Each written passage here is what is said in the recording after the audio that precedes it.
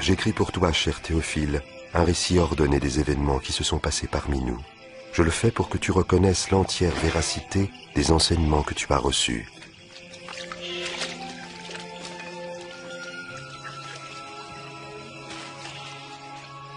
Au temps où César Auguste était empereur de Rome et Hérode le Grand, roi de Judée, Dieu envoya l'ange Gabriel dans une ville de Galilée, appelée Nazareth, chez une jeune fille vierge nommée Marie.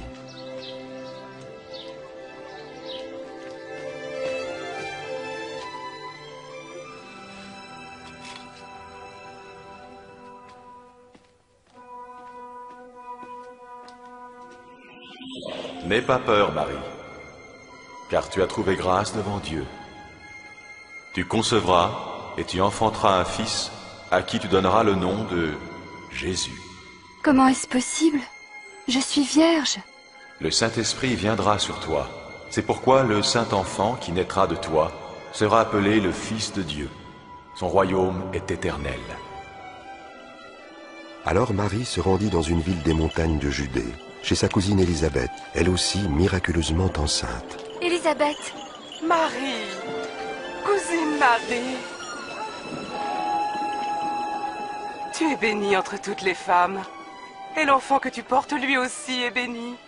Car à l'instant où tu m'as salué, le bébé qui est en mon sein a remué d'allégresse. Mon âme exalte et magnifie le Seigneur. Et mon esprit a trouvé la joie en Dieu, mon Sauveur. Désormais tous les âges diront mon bonheur.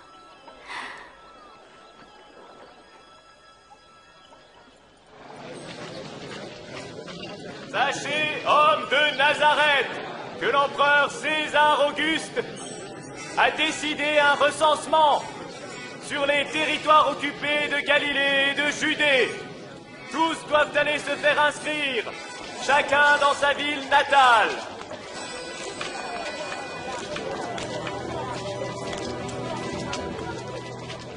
Et Marie se rendit à Bethléem, en Judée, avec son fiancé Joseph, pour se faire recenser.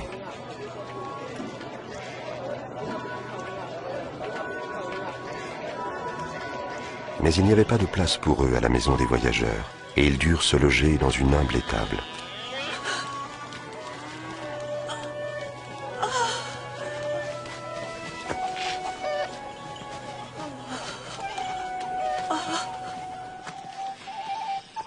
Dans les champs environnants, des bergers passaient la nuit pour garder leurs troupeaux.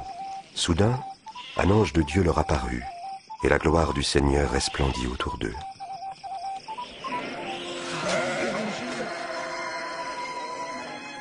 Aujourd'hui, dans la ville de David, un sauveur vous est né. C'est le Christ, le Seigneur.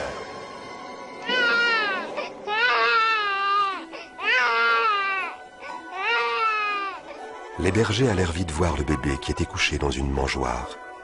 Ils étaient les premiers à répandre l'évangile, la bonne nouvelle du Sauveur né d'une vierge.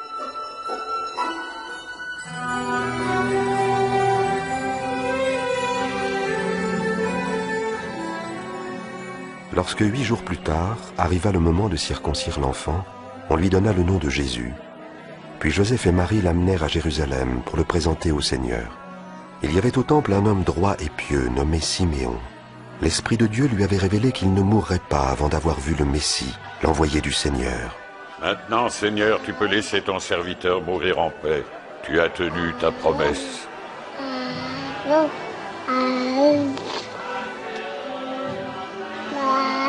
Car de mes yeux, j'ai vu le Sauveur, qui vient de toi. Que le Très-Haut vous bénisse.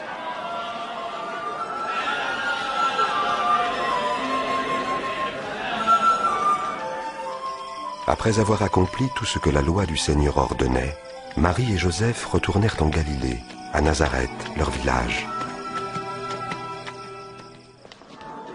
Lorsque Jésus eut 12 ans, Joseph et Marie l'emmenèrent à Jérusalem pour les fêtes de la Pâque. Mais quand ils repartirent, Jésus resta à Jérusalem, et ses parents ne s'en aperçurent pas tout de suite.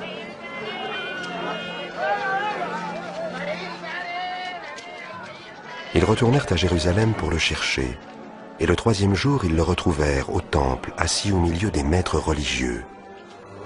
Qui est cet enfant qui pose tant de questions? Il vient de Nazareth. Nous le croyons reparti avec nous. Veuillez excuser sa ferveur. Tous étaient frappés par son intelligence.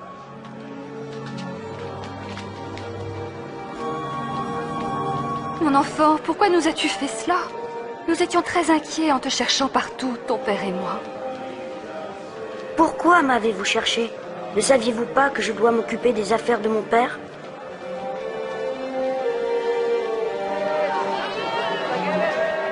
Jésus retourna avec eux à Nazareth. Il grandissait et se fortifiait en sagesse, et la faveur de Dieu et des hommes était avec lui.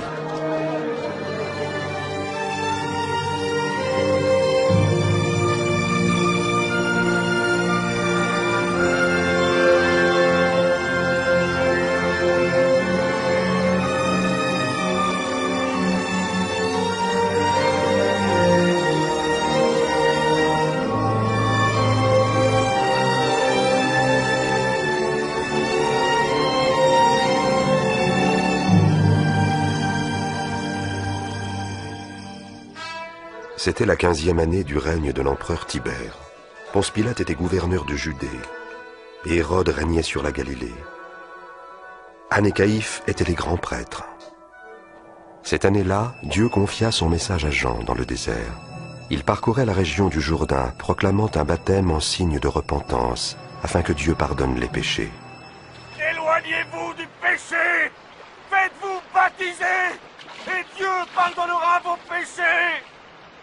Ainsi qu'il est écrit au livre des paroles du prophète Ésaïe. Une voix crie dans le désert, préparez le chemin du Seigneur. Rendez droit ses sentiers, tout ravin sera comblé. Toute montagne et toute colline seront abaissées. Les passages tortueux seront redressés, les chemins rocailleux aplanis, et tous les hommes verront le salut de Dieu. Que devons-nous faire? Oui, dis-le-nous. Oh vous, race de vipères! Qu'attends-tu de nous? Aide-nous, dis-nous comment il faut faire. Que celui qui possède 2 vêtements en donne un à l'homme qui n'en a aucun. Et que celui qui a de quoi manger partage ce qu'il a. Maître. Et nous, les collecteurs d'impôts, que devons-nous faire? N'exigez rien de plus que ce qui est légal. Et pour nous, soldats, que conseilles-tu? Eh bien, n'extorquez d'argent à personne. Et ne dénoncez personne sans raison. Contentez-vous de votre paye.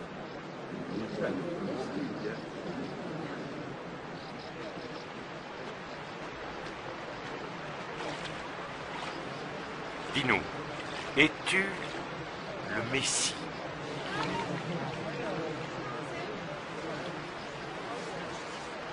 Moi, je vous baptise dans l'eau. Mais un autre, bien plus puissant que moi, arrivera. Je ne suis pas digne de délier la courroie de ses sandales. C'est lui qui vous baptisera du Saint-Esprit et de feu. Il séparera le grain de la paille. Et il amassera tout le grain dans son grenier.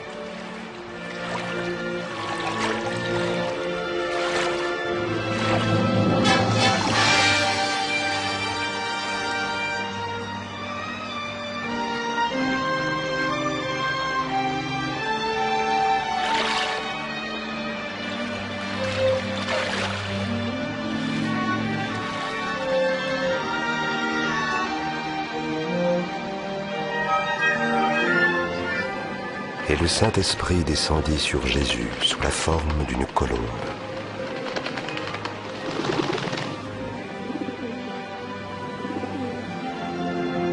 Et une voix se fit entendre du ciel. Tu es mon Fils bien-aimé, tu fais toute ma joie.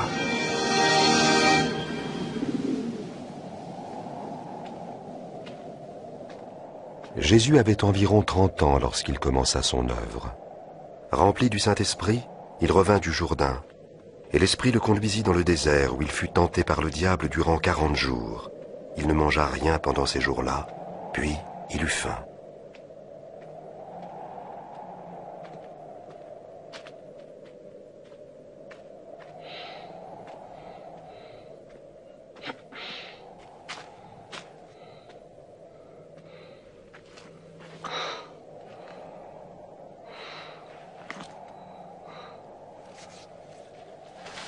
Alors le diable lui dit: Si tu es le Fils de Dieu, ordonne donc à cette pierre de se changer en pain.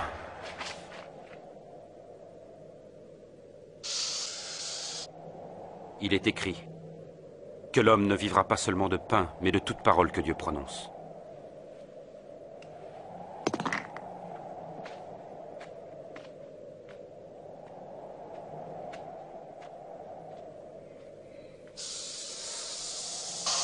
Le diable l'emmena sur une hauteur, lui montrant en un instant tous les royaumes de la terre. Je te donnerai tout ce pouvoir avec la gloire de ces royaumes, parce que c'est à moi qu'il a été remis et que je le donne à qui je veux. Toi donc, si tu m'adores, tu l'auras tout entier. Il est écrit, tu adoreras le Seigneur ton Dieu, et tu ne serviras que lui.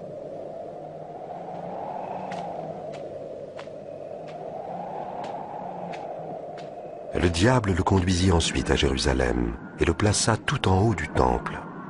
Si tu es le Fils de Dieu, jette-toi d'ici en bas, car il est écrit que Dieu ordonnera à ses anges de te garder. Il est écrit aussi qu'ils te porteront sur leurs mains, de peur que ton pied ne heurte quelque pierre. Il est écrit, tu ne mettras pas à l'épreuve le Seigneur ton Dieu.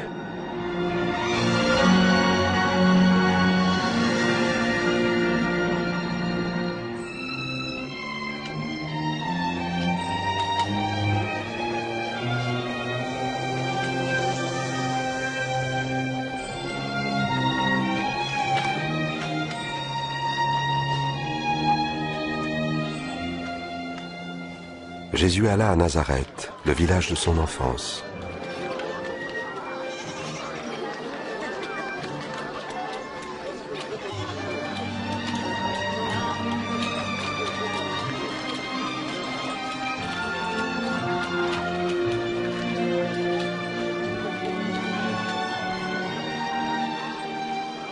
Bonjour. Bonjour.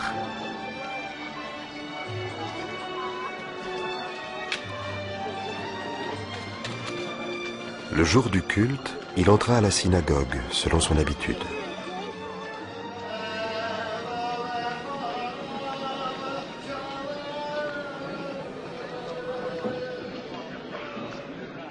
On lui demanda de lire un passage du livre du prophète Ésaïe.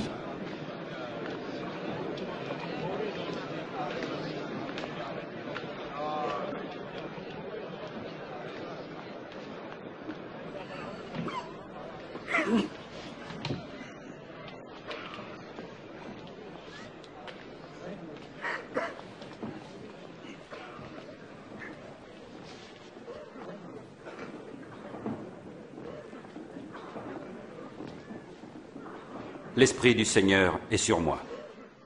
Il m'a choisi pour annoncer la bonne nouvelle aux pauvres. Il m'envoie proclamer la délivrance aux captifs, le recouvrement de la vue aux aveugles, pour donner la liberté aux opprimés et proclamer l'année de grâce accordée par le Seigneur. Il parle bien.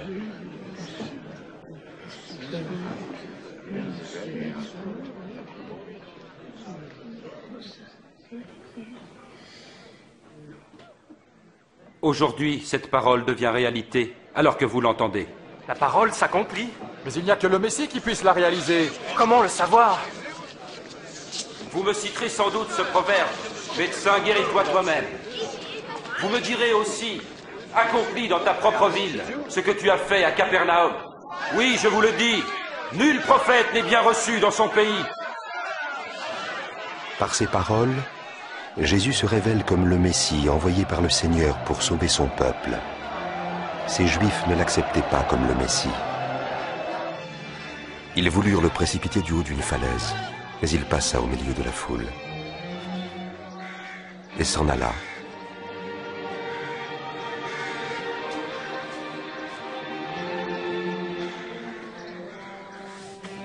Il se rendit alors à Capernaum, ville de Galilée.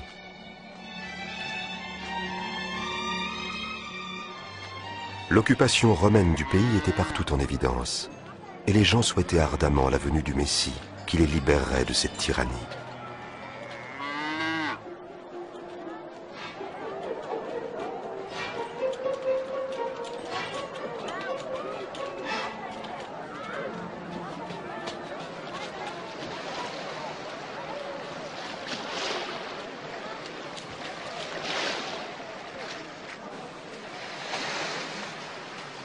La paix soit avec toi. Et avec toi, maître. M'embarqueras-tu, Simon? Pourquoi pas? Il ne va pas nous quitter? Parle-nous, parle-nous. Parle-nous! Jésus, parle-nous!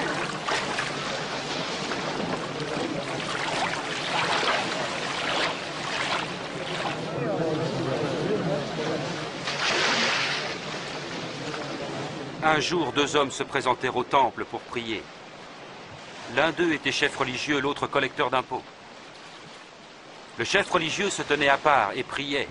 « Oh Dieu, je te remercie de ne pas être avare, malhonnête et adultère comme les autres hommes. En particulier de ne pas être comme ce collecteur d'impôts là-bas. Je jeûne 2 jours par semaine. Je donne 1/10 de tous mes revenus. » Mais le collecteur d'impôts se tenait à part et n'osait même pas lever les yeux. Il se frappait la poitrine en disant « Dieu, aie pitié du pécheur que je suis. » Je vous l'assure, c'est ce dernier et non pas l'autre qui rentré chez lui fut déclaré juste devant Dieu. Car tout homme qui s'élève sera abaissé, et celui qui s'abaisse sera élevé. Avance ta barque plus loin dans les eaux profondes. Puis toi et tes compagnons, jetez vos filets pour la pêche. Oh, maître, nous avons pêché dur toute la nuit, et sans rien prendre.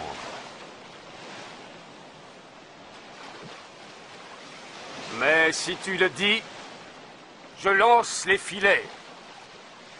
Jacques! Jean!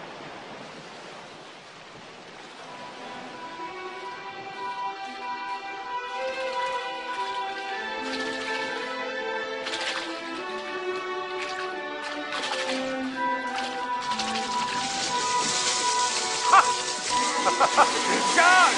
Jean! Ah! Approchez votre barque! Venez nous aider! Vite! Pas possible! Nous sommes occupés! On n'en a jamais vu autant!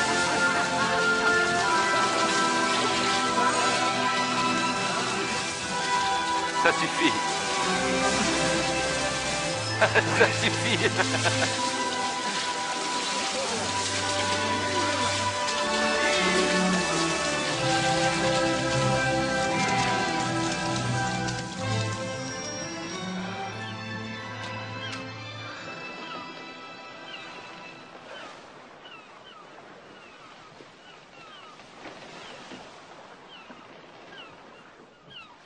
Éloigne-toi de moi, Seigneur, car le péché est en moi. N'aie pas de crainte, car tu pêcheras des hommes désormais.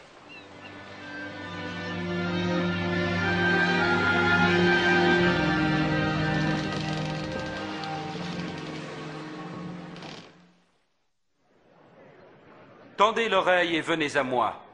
Écoutez et votre âme vivra. Cherchez l'Éternel pendant qu'il se trouve, invoquez-le tandis qu'il est prêt, que le coupable abandonne sa voie, et l'homme malfaisant ses pensées, qu'il revienne à l'Éternel qui aura compassion de lui, qui pardonnera généreusement. Vous sortirez dans la joie et vous serez conduits dans la paix. Il vient, c'est lui, regardez. Jésus! Jésus! Je te prie de sauver ma fille unique! Oh, maître, aie pitié! Elle va mourir et elle n'a que 12 ans! Pitié! Vite! Maître, viens! Jairus, je suis désolé. Jésus! Ta fille est morte. Ne dérange plus le maître. Ne crains rien. Crois seulement et ta fille guérira.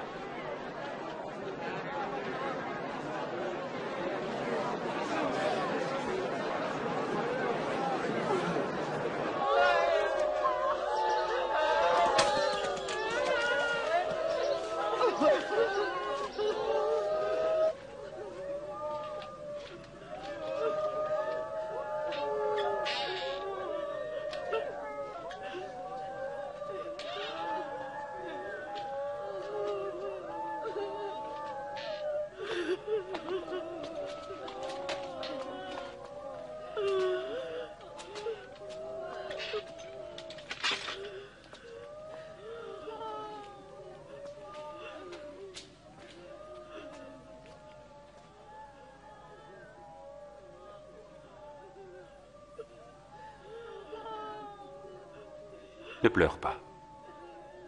Elle n'est pas morte, elle est endormie.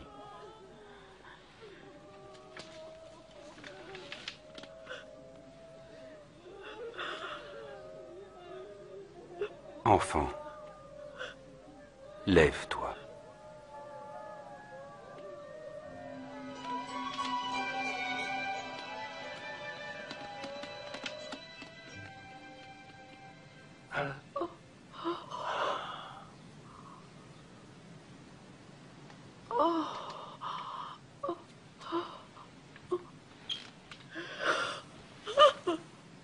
Donnez-lui à manger.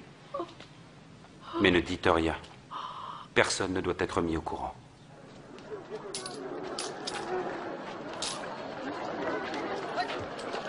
Après cela, Jésus remarqua un collecteur d'impôts nommé Matthieu Lévi, qui était assis à son poste de péage.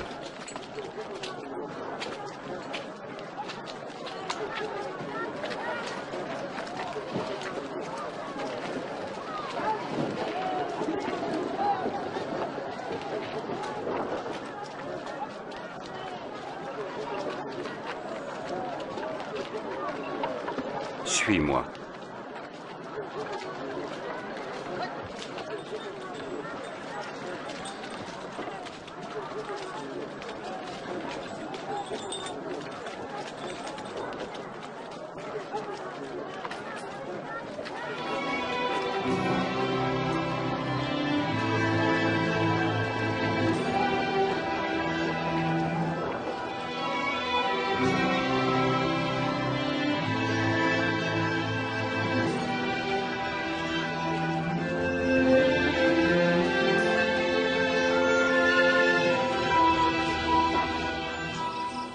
Puis Jésus monta sur une colline pour y prier, et passa toute la nuit là, à prier Dieu.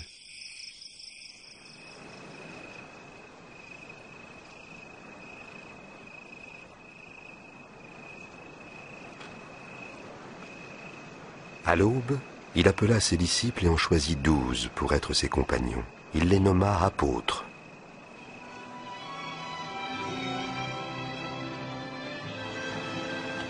Simon, qu'il appela aussi Pierre.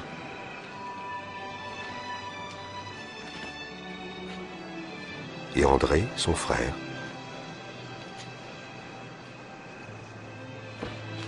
Jacques.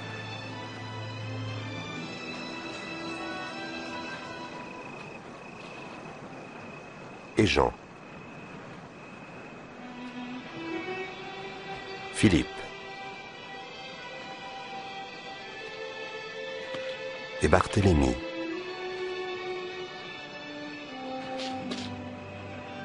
Et Matthieu.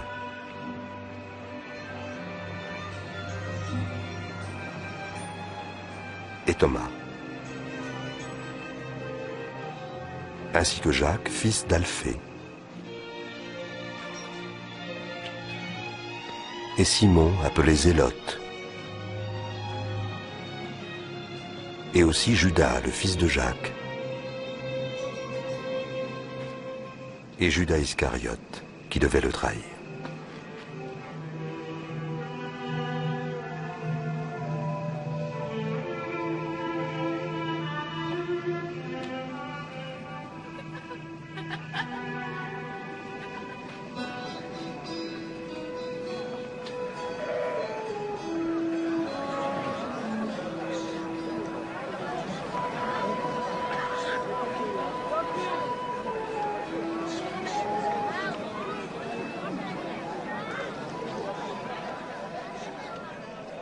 Heureux vous les pauvres, car le royaume de Dieu est à vous. Heureux vous qui avez faim, car vous serez rassasiés. Heureux vous qui pleurez maintenant, car vous rirez. Heureux ceux qui seront haïs, méprisés, insultés, et traités de mauvais à cause du Fils de l'homme. Réjouissez-vous alors et dansez de joie, car une belle récompense vous attend dans le ciel. En effet, c'est ainsi que leurs ancêtres ont traité les prophètes.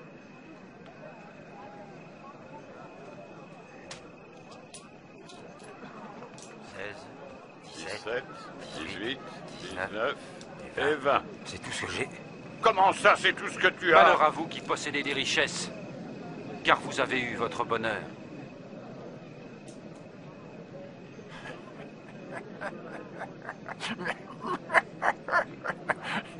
Il ne veut pas être riche. Il est fou.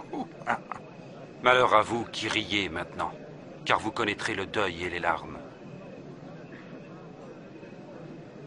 Malheur à vous quand tous les hommes disent du bien de vous, car leurs ancêtres ont fait pareillement avec les faux prophètes.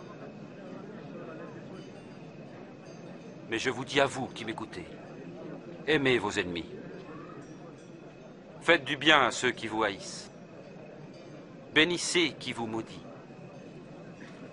Priez pour ceux qui vous calomnient.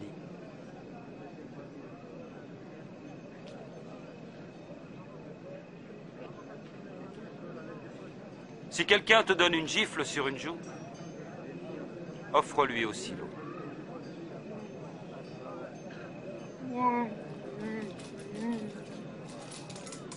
Et à qui te prend ton manteau, ne refuse pas non plus ta chemise. Et donne à tous ceux qui te demandent. Et si quelqu'un te prend ton bien, ne lui demande pas de te le rendre. Faites aux autres ce que vous voudriez que l'on fasse pour vous.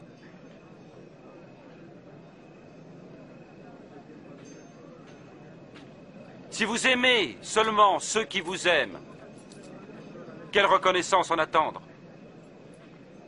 Même les pécheurs aiment ceux qui les aiment. Et si vous ne faites du bien qu'à ceux qui vous en font, quelle reconnaissance vous en a-t-on? Les pécheurs en font autant. Comment a-t-il pu le toucher? Et lui adresser la parole. Ça me dégoûte.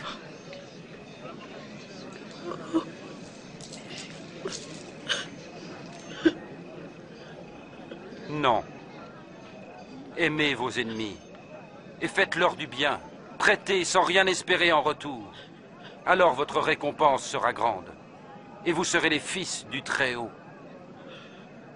Parce qu'il est lui-même bon pour les ingrats et les méchants. Soyez généreux, tout comme votre Père est généreux. Sauve-nous, Jésus! Ne jugez pas et vous ne serez pas jugés. Ne condamnez pas et on ne vous condamnera pas. Pardonnez et on vous pardonnera. Jésus, montre-nous le chemin.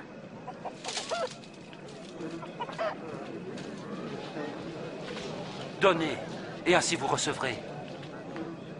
Car la mesure que vous employez servira aussi pour vous. Un aveugle peut-il guider un autre aveugle? Non, ils tomberont alors tous deux dans le fossé. Pourquoi vois-tu la paille qui est dans l'œil de ton frère et ne remarques-tu pas la poutre qui est dans le tien?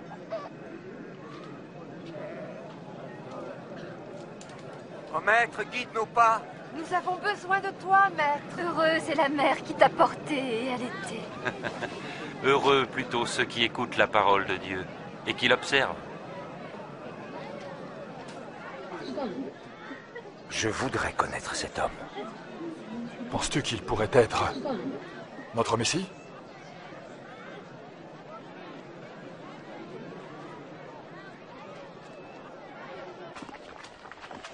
Et ce chef religieux, Simon, invita Jésus à manger avec lui. Jésus se rendit chez lui et se mit à table. Allons les enfants, laissez-nous. Vous m'entendez? Allons. Ah, ces enfants, ils ne sont jamais tranquilles. Que vient-elle faire là? Je ne sais pas.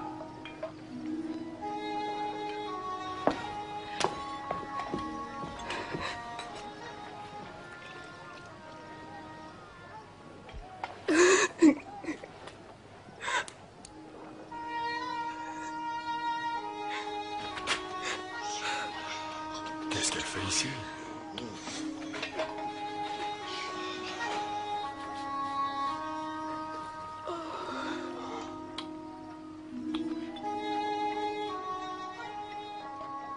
Si cet homme était vraiment un prophète, il saurait qui est cette femme qui le touche.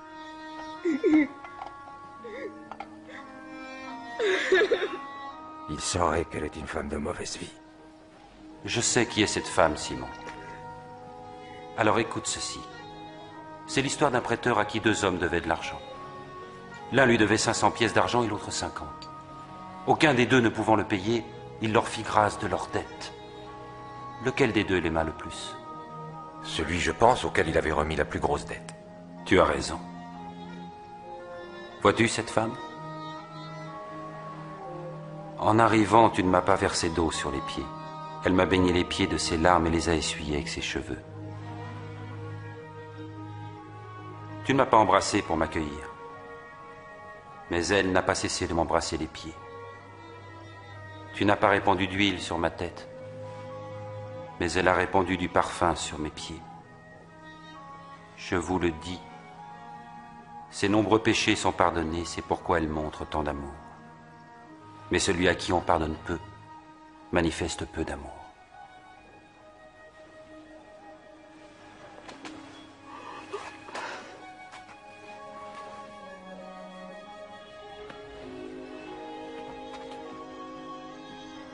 Tes péchés te sont pardonnés.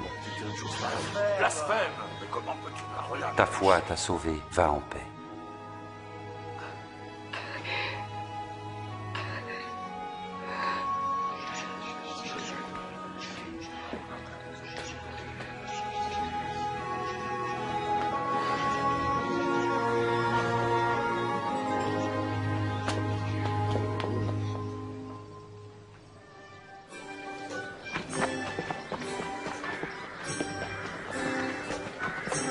Jésus annonçait la bonne nouvelle du royaume de Dieu.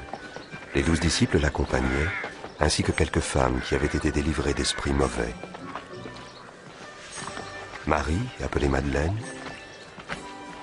Jeanne, femme de Chouza, administrateur à la cour d'Hérode, et Suzanne.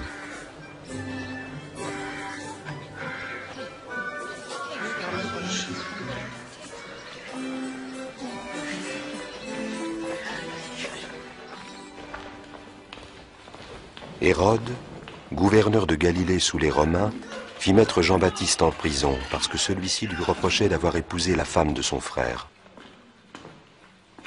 Alors, nous arrivions à la porte de Naïn. On menait un mort au cimetière. C'était le fils unique d'une veuve. Quand Jésus la vit, il eut pitié d'elle. Il toucha le cercueil et dit « Jeune homme, lève-toi. » Le mort alors se redressa. Et Jésus le rendit à sa mère. Demande-lui, dis, es-tu vraiment celui qui devait venir? Ou devons-nous en attendre un autre?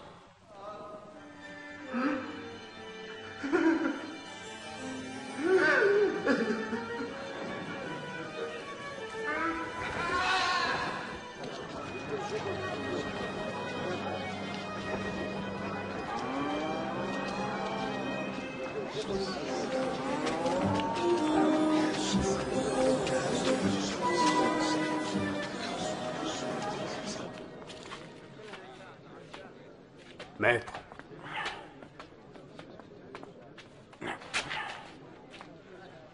Merci. Maître. C'est Jean-Baptiste qui nous envoie. Es-tu vraiment celui qui devait venir? Ou devons-nous en attendre un autre? Dites-lui ce que vous avez vu et entendu. Les aveugles voient, les boiteux marchent. Bienheureux qui ne perdra pas sa foi en moi.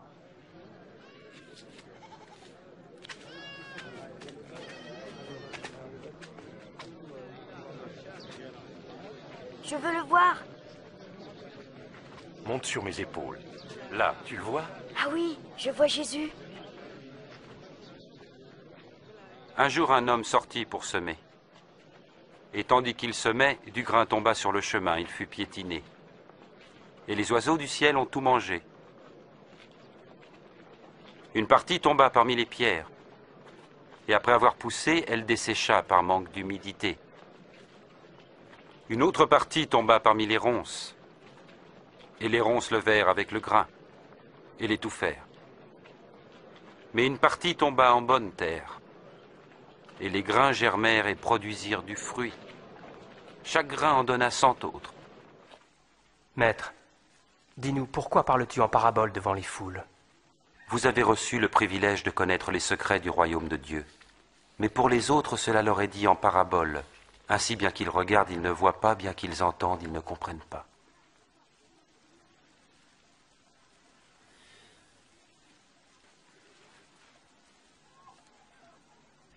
Voici le sens de cette parabole.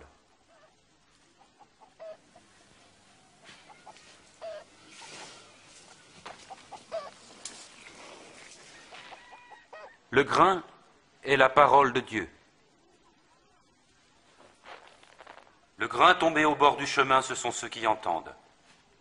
Mais ensuite, le diable survient et enlève cette parole de leur cœur pour les empêcher d'y croire et d'être sauvés. Le grain qui tombe en terre pierreuse représente ceux qui reçoivent la parole et en sont joyeux. Mais elle ne prend pas racine. Pendant un moment, ils croient.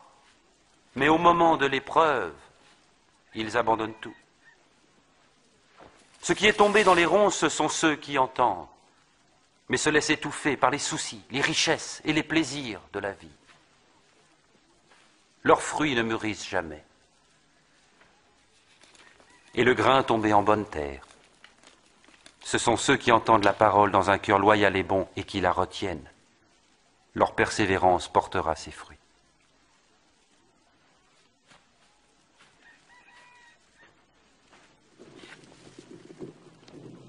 Personne n'allume une lampe pour la recouvrir ou la mettre sous un lit. Non, on la met sur un support, afin que ceux qui entrent dans la pièce puissent voir clairement. Car il n'y a rien de secret qui ne paraîtra au jour, rien de caché qui ne doive être connu et venir au grand jour. Écoutez donc avec attention, car à celui qui a, il sera donné. Mais celui qui n'a rien, il se verra enlever même le peu qu'il croit avoir. Maître, ta mère et tes frères se tiennent là dehors. Ils voudraient te voir.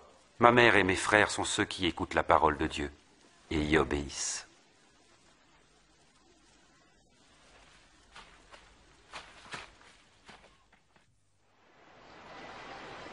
Un jour, Jésus monta dans une barque avec ses disciples et leur dit « Passons de l'autre côté du lac ». Ils gagnèrent le large.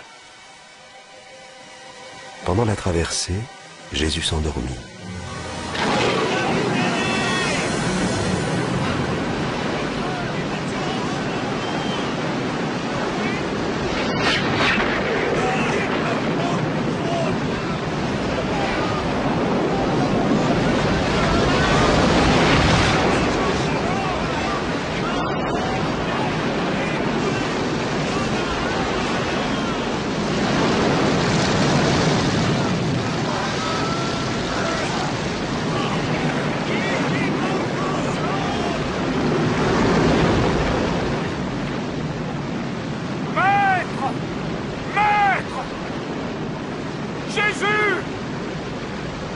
Nous allons tous mourir!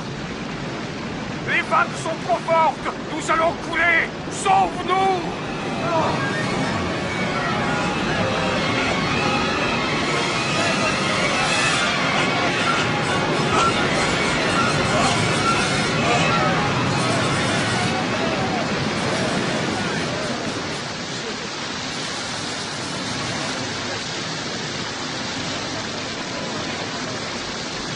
On va s'en sortir!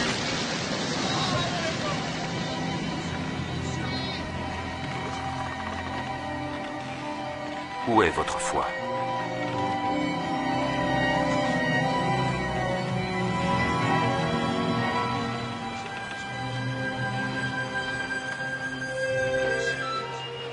Puis, traversant le lac, ils abordèrent le pays des Géraséniens, lequel fait face à la Galilée.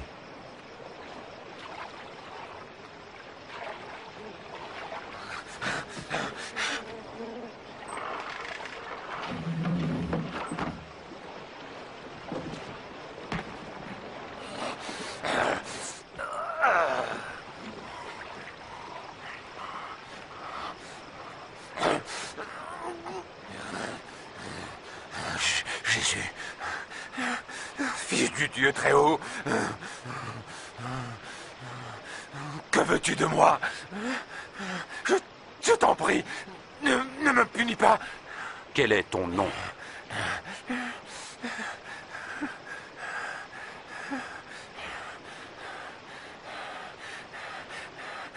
Légion, Nous te supplions, ne nous jette pas dans l'abîme. Laisse-nous entrer dans ce troupeau de porcs.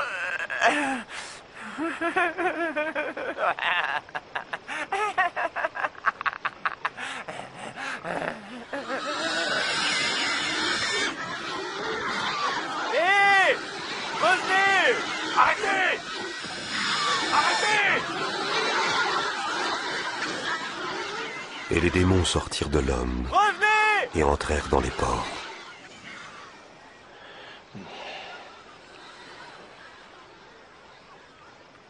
Va-t'en d'ici! Magicien! Va-t'en! Laisse-nous en paix! Va-t'en!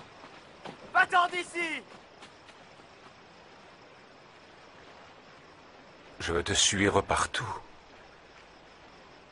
Laisse-moi t'accompagner. Rentre chez toi et dis ce que Dieu a fait pour toi.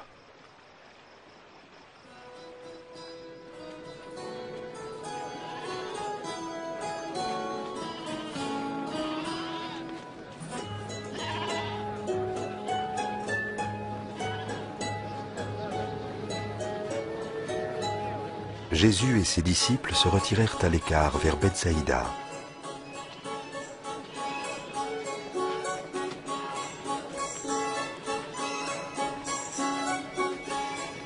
Dès que les gens s'en aperçurent, ils le suivirent.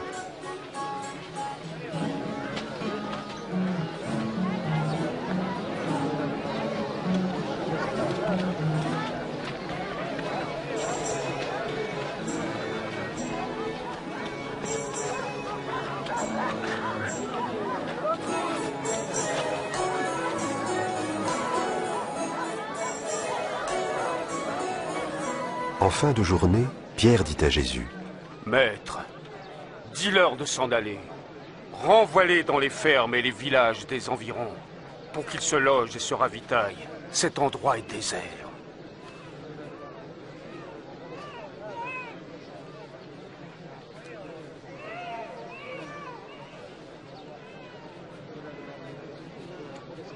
Donnez-leur vous-même à manger. Mais nous n'avons rien à part 5 pains et 2 poissons.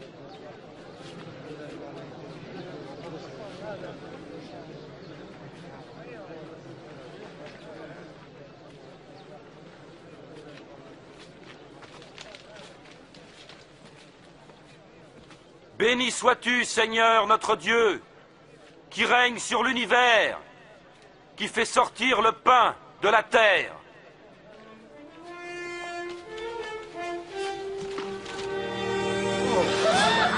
C'est un miracle. C'est incroyable!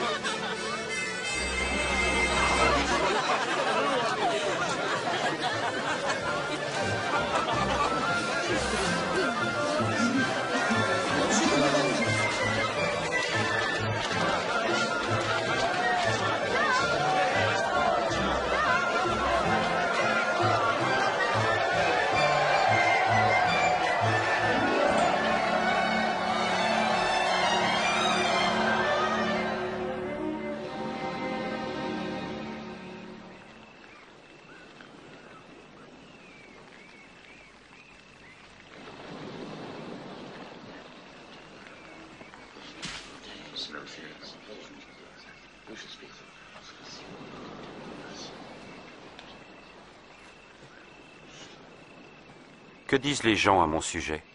Certains disent que tu es Jean-Baptiste. Pour d'autres encore, tu es Élie. Et puis certains croient que l'un des prophètes d'autrefois est revenu à la vie.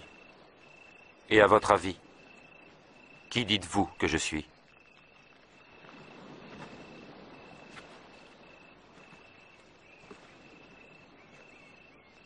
Tu es le Messie, l'envoyé de Dieu.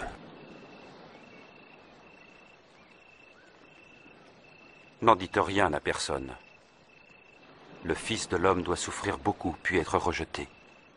Il sera mis à mort. Mais 3 jours après, il reviendra à la vie.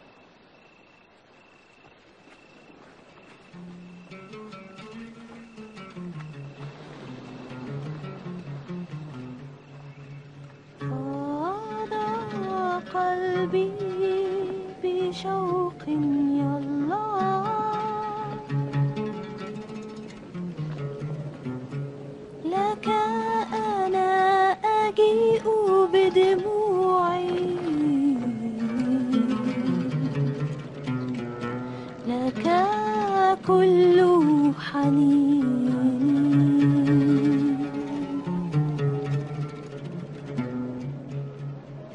Qui d'entre vous me suivra? Je te suivrai, Seigneur.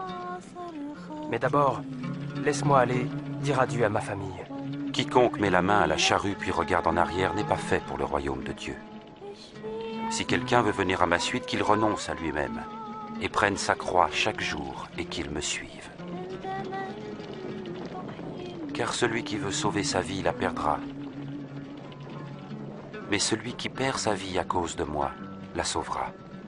À quoi sert-il à un homme de gagner le monde entier s'il perd son âme? Si un homme a honte de moi et des paroles que je dis, alors le Fils de l'homme aura honte de lui quand il viendra dans sa gloire, et dans la gloire du Père et celle des saints anges.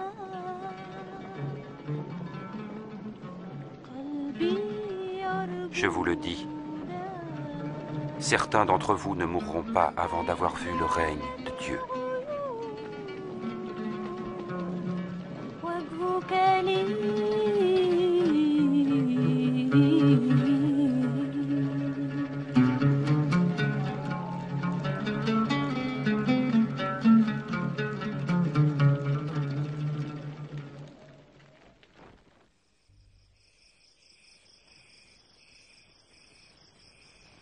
Puis Jésus prit avec lui Jean, Jacques et Pierre, et monta sur une montagne pour y prier.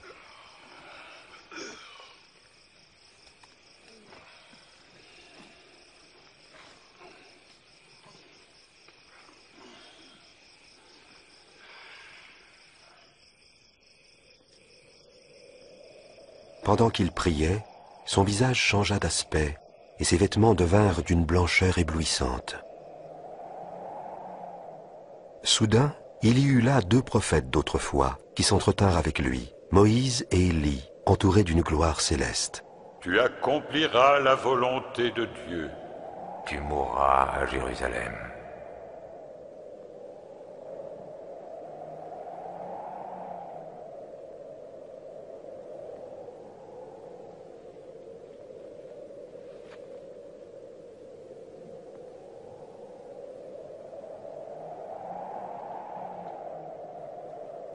Au moment où Moïse et Élie quittaient Jésus, Pierre dit : « Maître,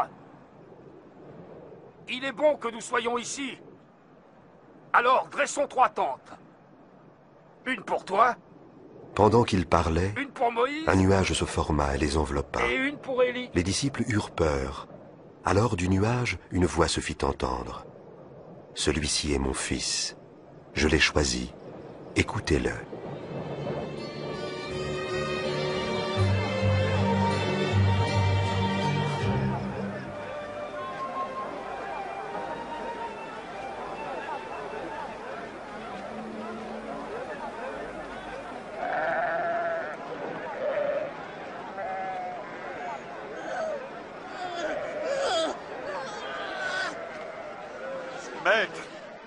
Maître, je t'en prie, regarde mon fils. Aide-le, je t'en prie. C'est mon unique enfant. J'ai prié tes disciples de chasser l'esprit qui est en lui, mais ils n'ont rien pu faire. Génération incrédule et pervertie. Combien de temps encore devrais-je vous supporter? Amène-moi ton fils.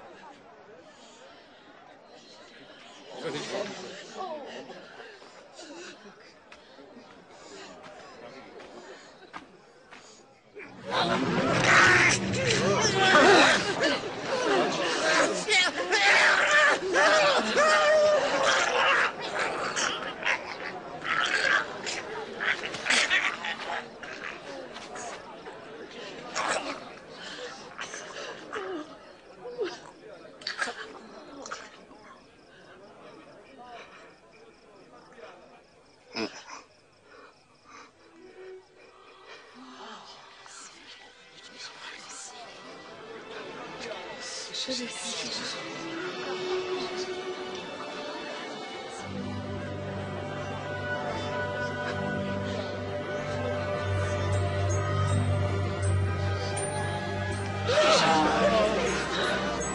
visage est guéri aussi. C'est merveilleux.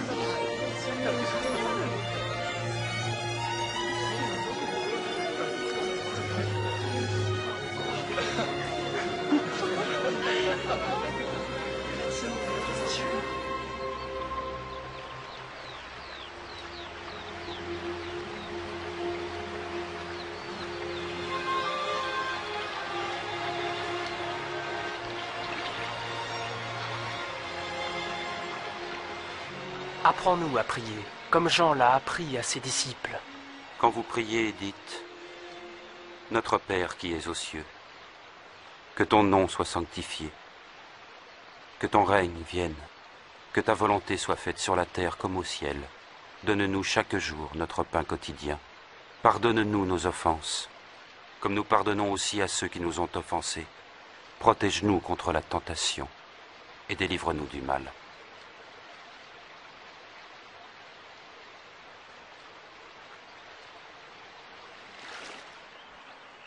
Demandez et vous recevrez.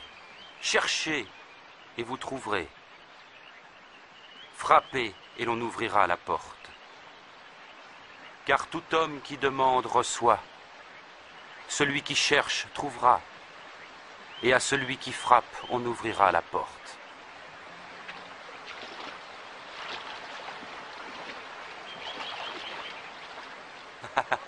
Si l'un de vous est père, donnera-t-il à son enfant un serpent quand il demande un poisson? Ou un scorpion quand il demande un œuf? Si donc vous qui êtes mauvais savez donner de bonnes choses à vos enfants, à plus forte raison notre Père Céleste donnera-t-il l'Esprit Saint à ceux qui le demandent? Je vous le dis, ne vous demandez pas qu'allons-nous manger? Avec quoi allons-nous nous habiller? Car la vie est plus que la nourriture, et le corps plus que le vêtement. Observez les corbeaux. Ils ne sèment, ni ne moissonnent, ils n'ont ni cellier, ni grenier, et Dieu les nourrit. Et ne valez-vous pas bien plus que les oiseaux?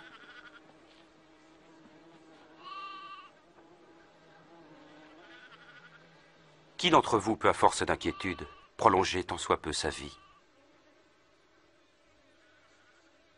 Si donc vous êtes sans pouvoir même pour si peu, pourquoi vous mettre en souci du reste? Observez ces lys et comment ils croissent. Ils ne filent ni ne tissent. Et pourtant Salomon lui-même, dans toute sa gloire, n'a jamais été vêtu comme l'un d'eux. Si Dieu revêt ainsi l'herbe des champs qui demain sera jetée dans le feu, il fera donc bien plus pour vous, aux gens de peu de foi. Fais grandir notre foi. Si votre foi était grosse comme une graine de moutarde, vous pourriez dire à l'arbre qui est là, déracine-toi et va te planter dans la mer, et il vous obéirait.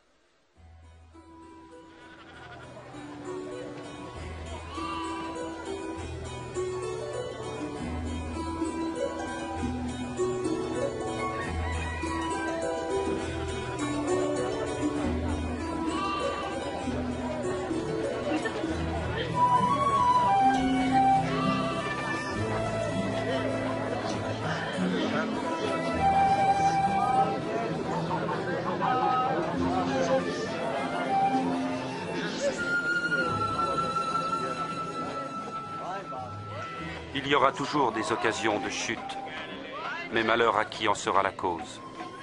Il vaudrait mieux pour lui qu'on attache une pierre à son cou et qu'on le jette à la mer, pour qu'il ne provoque pas la chute de l'un de ses petits.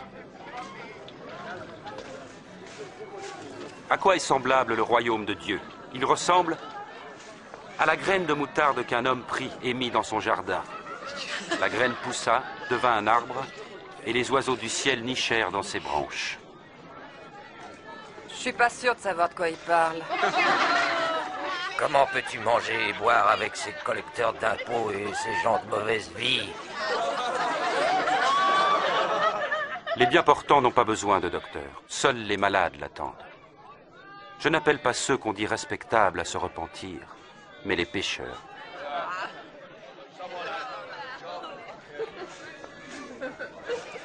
Parle-nous du royaume de Dieu. Allez, raconte encore.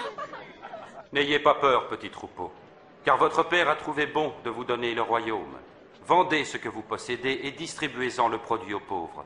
Constituez-vous dans les cieux un trésor inaltérable et qui ne s'épuisera pas. Aucun voleur ne pourra l'atteindre et aucune mythe l'entamer. Car là où est votre trésor, là aussi sera votre cœur.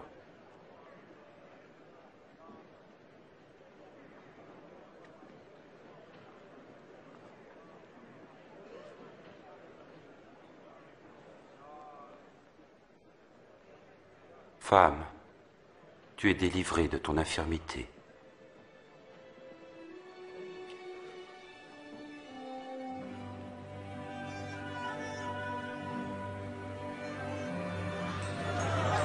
Regardez, elle est guérie.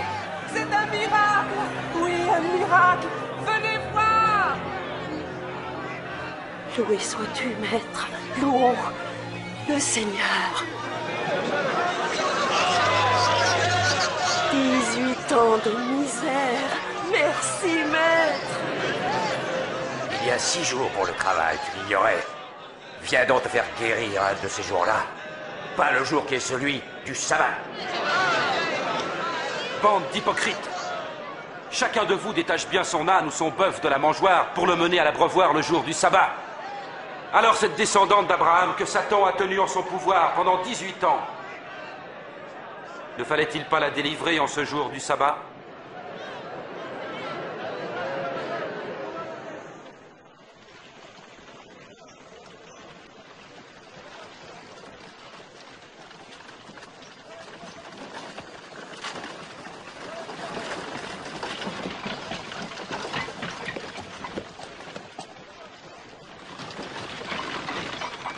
Ô bon maître, que dois-je faire pour obtenir la vie éternelle? Pourquoi m'appelles-tu bon? Personne n'est bon, sinon Dieu seul. Tu connais les commandements. Tu ne commettras pas d'adultère. Tu ne tueras pas, ne porteras pas de faux témoignages. Tu respecteras ton père et ta mère. Depuis ma jeunesse, j'ai obéi à tous ces commandements. Il te reste encore une chose à faire. Vends tout ce que tu as et distribue le produit aux pauvres, et tu auras un trésor au ciel. Ensuite, viens et suis-moi. Mais nous sommes des marchands et riches. Qu'il est difficile pour les riches d'entrer dans le royaume de Dieu. Oui, vraiment, il est plus difficile à un homme riche d'entrer dans ce royaume qu'à un chameau de passer dans le trou d'une aiguille. Mais alors, qui peut être sauvé? Ce qui est impossible aux hommes est possible à Dieu. Mais en fait, où sera-t-il le royaume de Dieu? Le royaume de Dieu ne viendra pas d'une façon spectaculaire. Et personne ne dira « Regardez, il est ici ou il est là ». Car le royaume de Dieu est au milieu de vous. Le temps viendra où vous désirez voir un seul des jours du Fils de l'homme, mais vous ne le verrez pas. En effet, quand le Fils de l'homme reviendra, il sera comme l'éclair qui jaillit d'un point à l'autre du ciel et illumine tout l'horizon. Mais il faut d'abord qu'il souffre et qu'il soit rejeté par les gens d'aujourd'hui.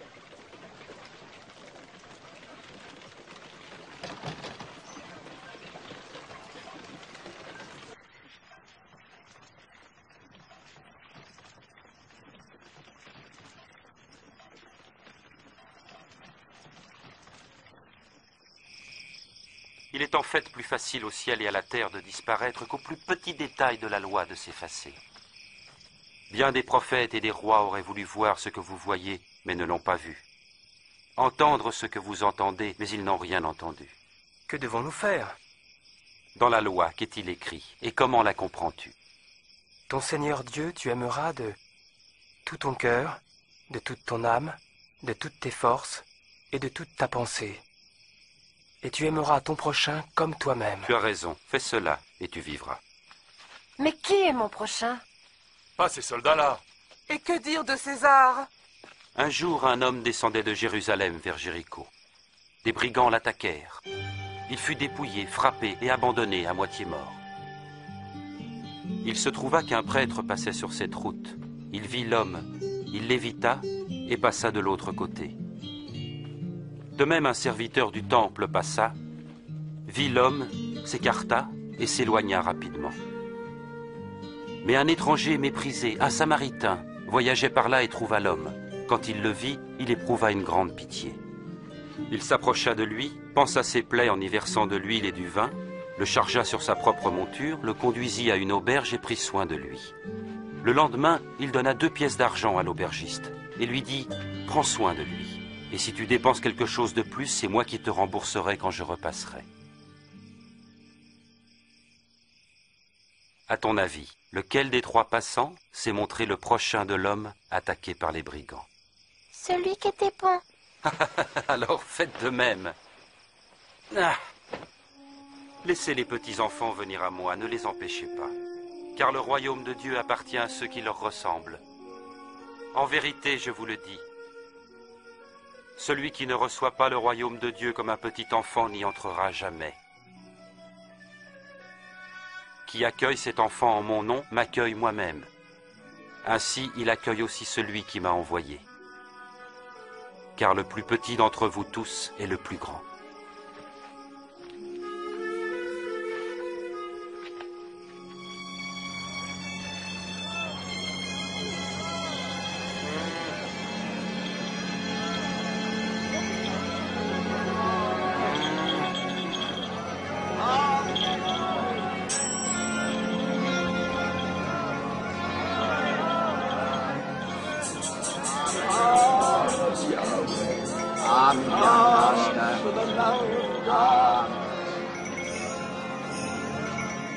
Hé, qu'est-ce que c'est? Que se passe-t-il? C'est Jésus de Nazareth qui passe par là.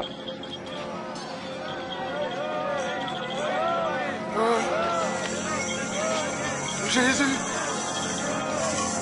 Oh, Jésus! Fils de David, aie pitié de moi.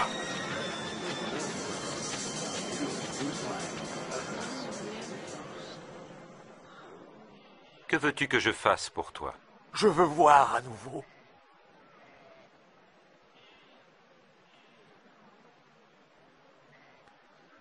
Alors vois, car ta foi t'a guéri. Ah, je vois! Je vois de nouveau! Oui, je vois!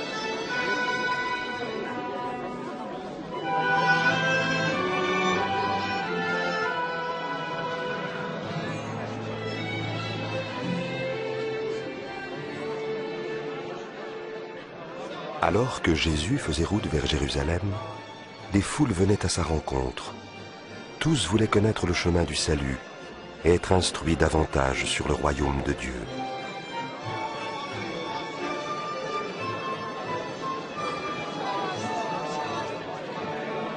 Cet homme est vraiment un prophète.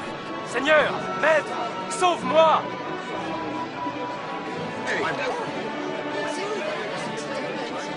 Seigneur, Seigneur, sauve-nous, sauve-nous! Dieu soit loué! Seigneur, montre-nous le chemin! Beaucoup de gens commençaient à l'accepter comme Seigneur et Maître. À Jéricho, un collecteur d'impôts nommé Zachée voulait tellement voir Jésus qu'il grimpa sur un arbre pour être au-dessus de la foule. Regardez, c'est le collecteur d'impôts. Zachée, descends et fais vite, car je dois loger chez toi aujourd'hui. Chez moi? Qu'est-ce qu'il va faire chez lui? Comment Zachée connaît-il Jésus?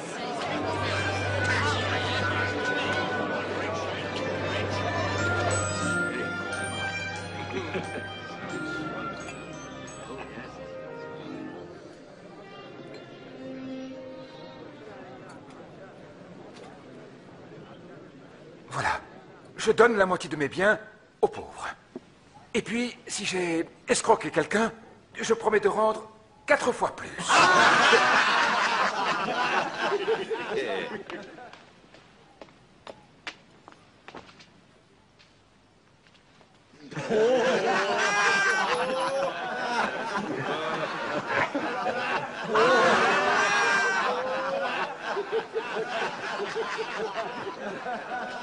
Je n'y crois pas, je rêve. Un collecteur d'impôts qui rembourse, c'est impossible.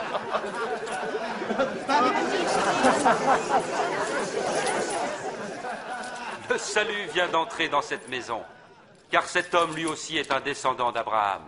Le Fils de l'homme est venu chercher et sauver ce qui était perdu.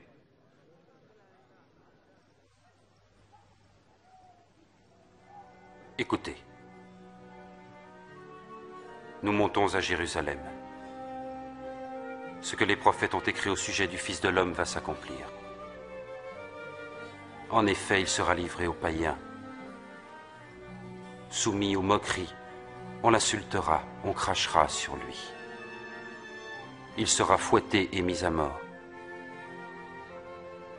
Puis le troisième jour, il ressuscitera. Et Jésus prit résolument la route de Jérusalem. Tout en sachant qu'il serait mis à mort pour les péchés des hommes, Jésus se rendit sans hésitation à Jérusalem. Beaucoup de gens se réjouissaient de son arrivée et le proclamaient roi.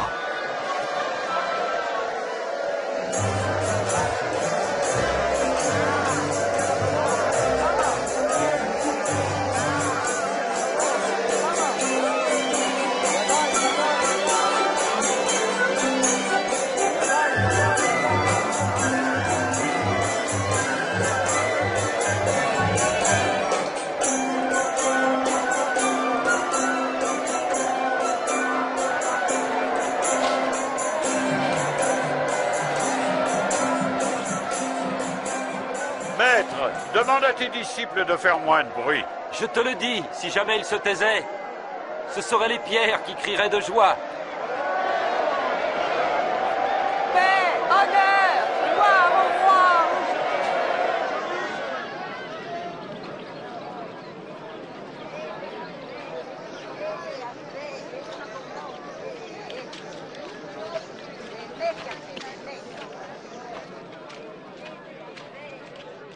Quand il approcha de la ville et qu'il l'aperçut, il pleura sur elle.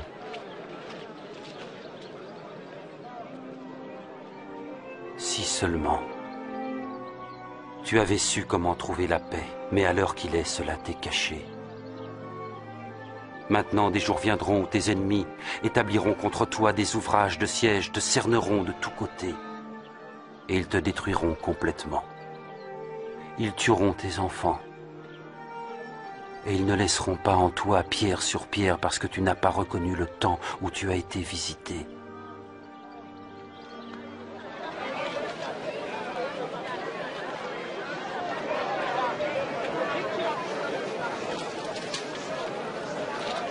Le temple de Jérusalem était devenu un marché plutôt qu'une maison de prière.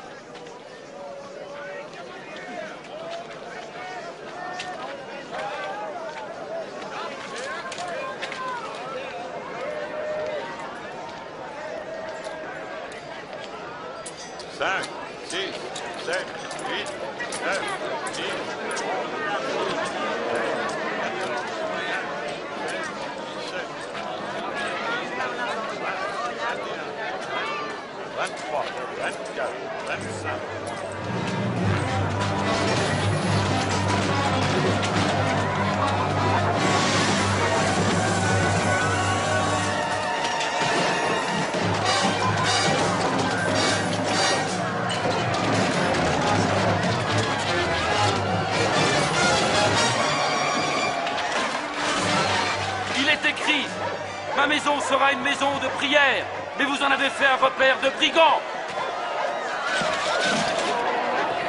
Il se dirige vers mes maîtres. Arrêtez-le! Arrêtez-le!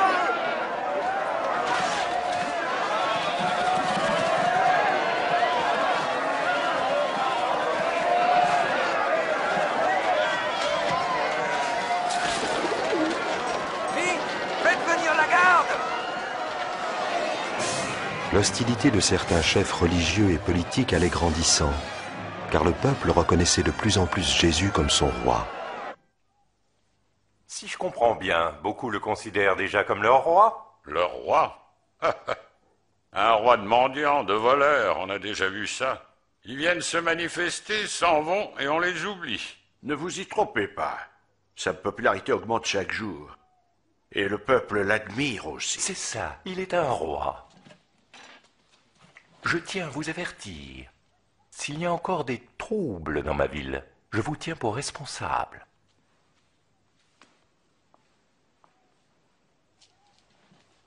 Il a peut-être raison. Il est temps de confronter ce Galiléen. À mesure que Jésus lançait ses attaques contre la clique hypocrite des chefs religieux et des anciens, sa popularité ne faisait que s'accroître, et l'hostilité de ses ennemis en faisait autant. Dans le temple, Jésus vit une veuve très pauvre qui déposait en guise d'offrande 2 petites pièces de cuivre. Allez, donne un peu plus. En vérité, cette pauvre veuve a donné bien plus que tous les autres, car tous ont pris sur leur superflu pour mettre dans les offrandes. Mais elle, dans sa misère, a donné tout ce qu'elle avait pour vivre. Dis-nous, de quel droit agis-tu de la sorte? Qui donc t'y autorise? Je vous réponds par une question. C'est avec quelle autorité que Jean a baptisé, celle de Dieu ou celle des hommes?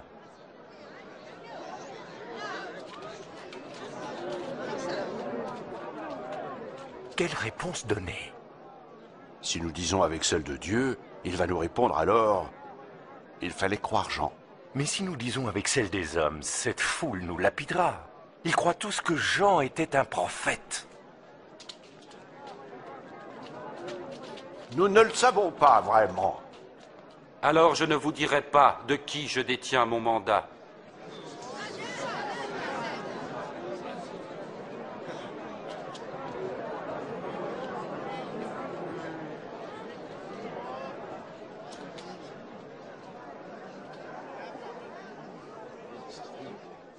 Il était une fois un homme qui planta une vigne.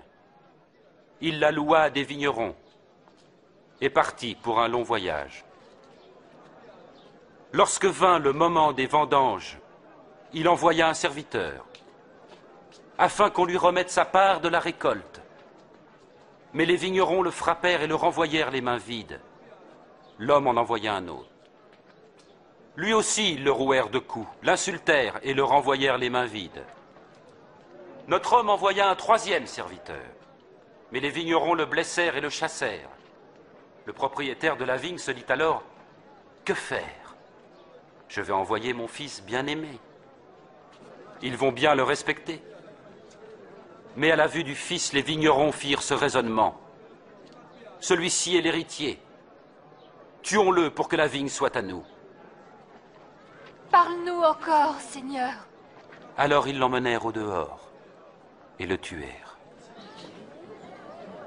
Que fera donc le maître de la vigne à ses vignerons? Il reviendra, fera périr ses méchants et confiera la vigne à d'autres. Et que veut dire cette prophétie? La pierre que les constructeurs avaient rejetée, c'est elle qui est devenue la pierre principale. Celui qui tombera sur cette pierre-là se brisera la nuque. Et si cette pierre tombe sur quelqu'un, il sera écrasé. Maître, tu parles et enseignes de façon correcte, sans tenir compte du statut social de tes auditeurs, et tu enseignes la voie de Dieu en vérité. Dis-nous, avons-nous le droit de payer l'impôt à l'empereur César, oui ou non? Attention, Seigneur, c'est un piège! Montre-moi une pièce d'argent.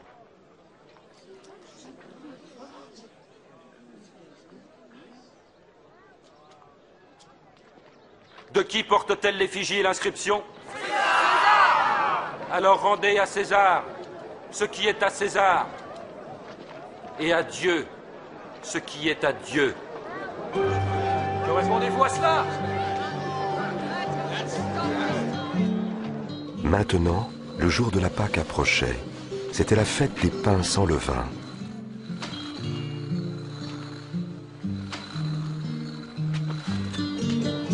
Jésus envoya Simon-Pierre et Jean pour qu'ils préparent le repas de la Pâque.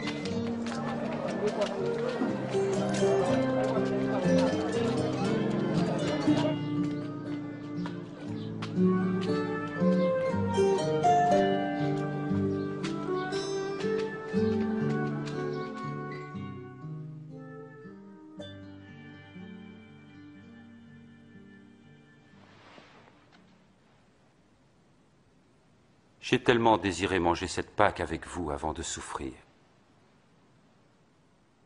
Car je vous le dis, jamais plus je ne la mangerai jusqu'à ce qu'elle soit accomplie dans le royaume de Dieu.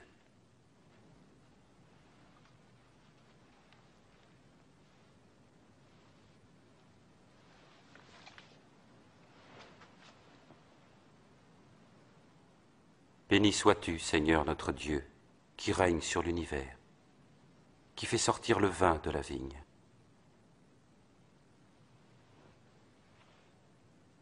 Prenez ceci et partagez entre vous. Car je vous le dis, je ne boirai plus du fruit de la vigne jusqu'à ce que vienne le règne de Dieu.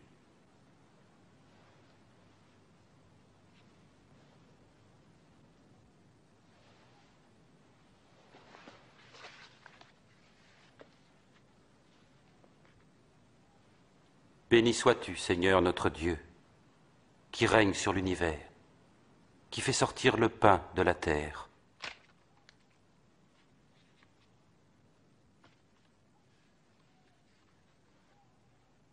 Ceci est mon corps qui est donné pour vous. Faites ceci en mémoire de moi.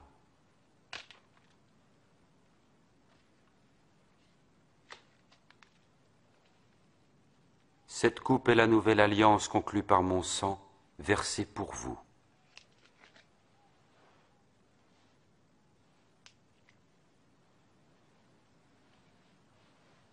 Mais voici, celui qui va me trahir est ici à table avec moi. Certes, le Fils de l'homme s'en va selon ce que Dieu a décidé, mais malheur à l'homme par qui il est trahi. C'est impossible. Je ne peux pas y croire. Impossible. Dis-nous son nom, Seigneur.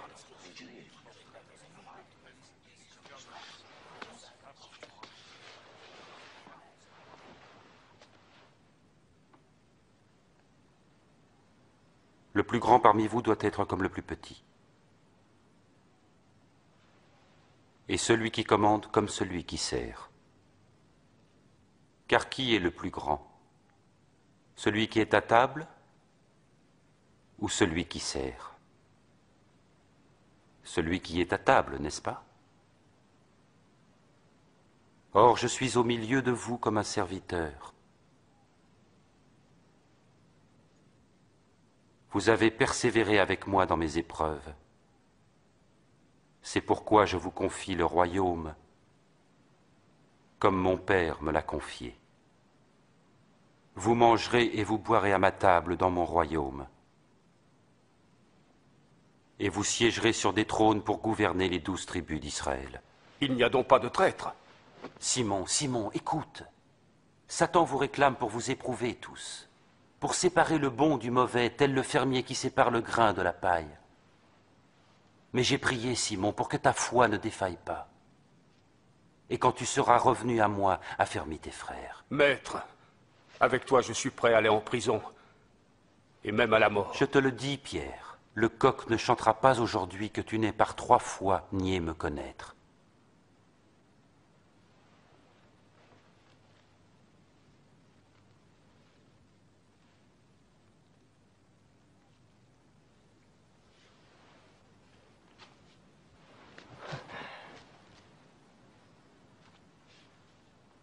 Quand je vous ai envoyé sans bourse, ni sac, ni sandales, qu'est-ce qui vous manquait? Rien. Non, rien. Mais maintenant, si vous en avez, il faut les prendre.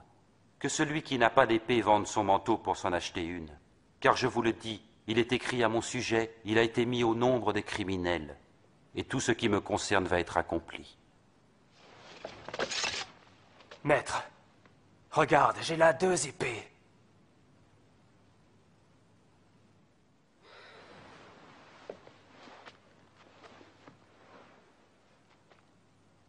Ça suffit. Et le conseil des anciens se réunit pour voir comment il pourrait faire mourir Jésus. C'est alors que Satan entra en Judas Iscariote, l'un des 12 disciples de Jésus. Il alla les trouver pour mettre sur pied un piège. Jésus quitta Jérusalem et se rendit au mont des Oliviers pour prier.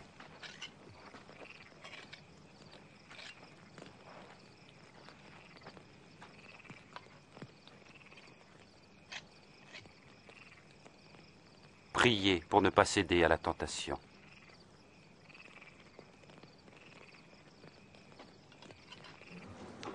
Judas Iscariote trahit Jésus pour 30 pièces d'argent.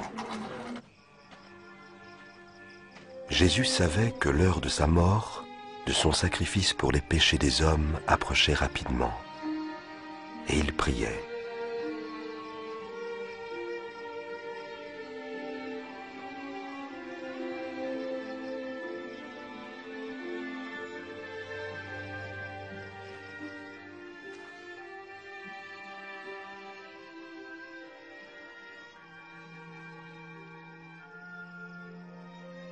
Père, si toi tu le veux, éloigne de moi cette coupe, mais que soit faite ta volonté et non la mienne. Alors, un ange du ciel apparut pour le fortifier. Sa prière se fit de plus en plus pressante, et sa sueur devint comme des gouttes de sang.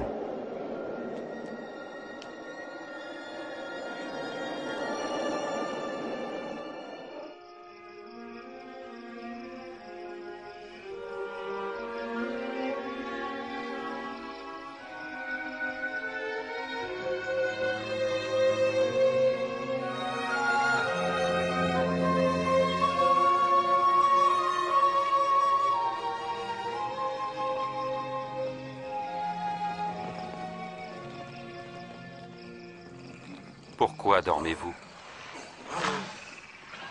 Levez-vous et priez pour ne pas céder à la tentation.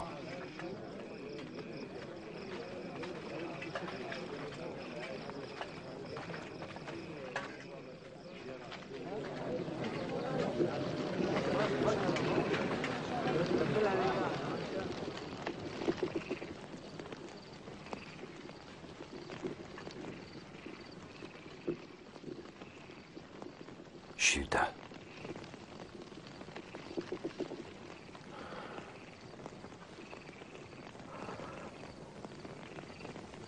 C'est par un baiser que tu trahis le Fils de l'homme. Maître, nous avons nos épées.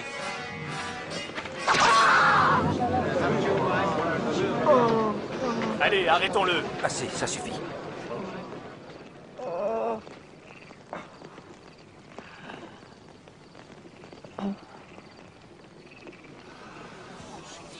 C'est un miracle. Vous êtes venu avec des épées et des gourdins comme pour un bandit. J'étais avec vous chaque jour dans le temple et vous n'avez pas mis la main sur moi. Mais cette heure-ci est à vous et à la puissance des ténèbres.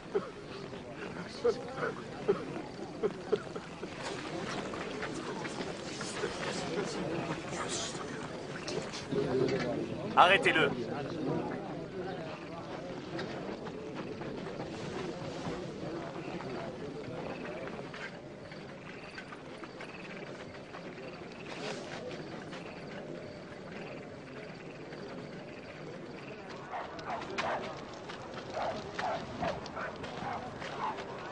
Gardez-le bien.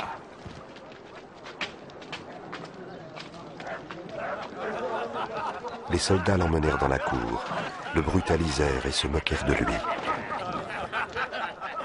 voilà le manteau du roi. Dis-nous ce qui va se passer. Est-ce que tu vas nous sauver, Majesté? Est-ce que tu vas nous sauver? J'ai vu cet homme-là avec Jésus. Femme, je ne le connais pas. Je les ai vus ensemble.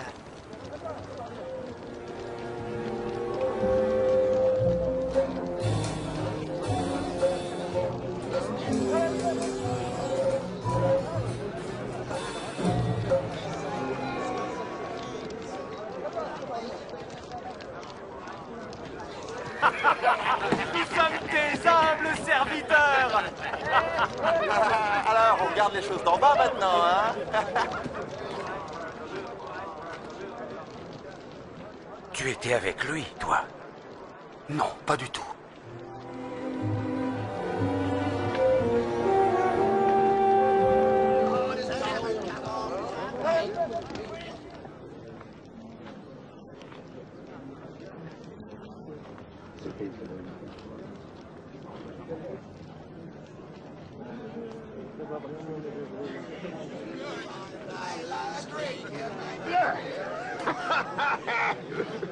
Cet homme-là était certainement avec Jésus. Parce que lui aussi est galiléen.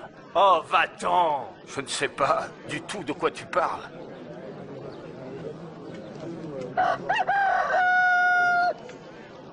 Jésus se tourna et regarda Pierre.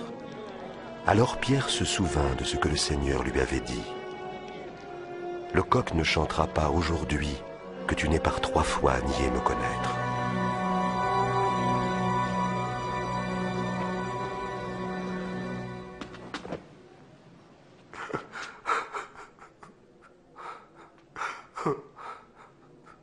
Seigneur, oh, je te prie, fais ce que tu dois, dans ta grandeur et ta toute-puissance.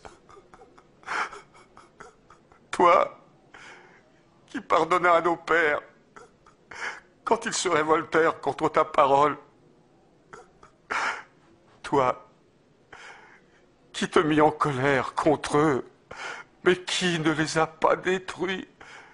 Toi, qui, à cause de ton amour pour eux et à cause de ton alliance, les a épargnés.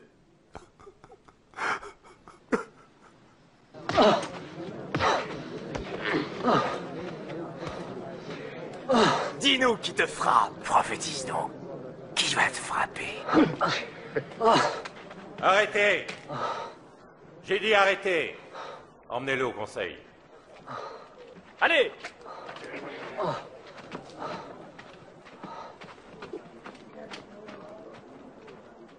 Le conseil religieux se réunit pour interroger Jésus.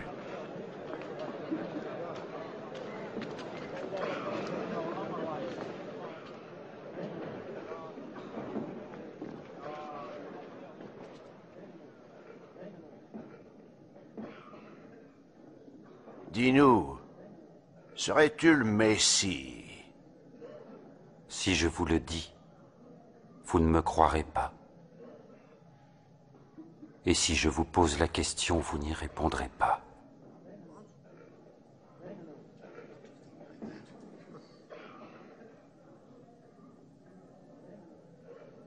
Mais dès maintenant, le Fils de l'homme sera assis à la droite du Dieu très-puissant. Tu es donc le Fils de Dieu. Oui, tu le dis.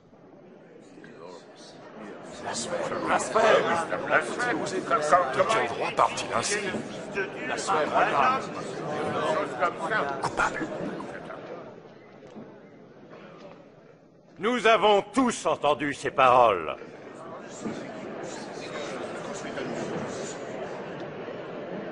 Amenons-le devant Pilate. Oui, emmenez-le.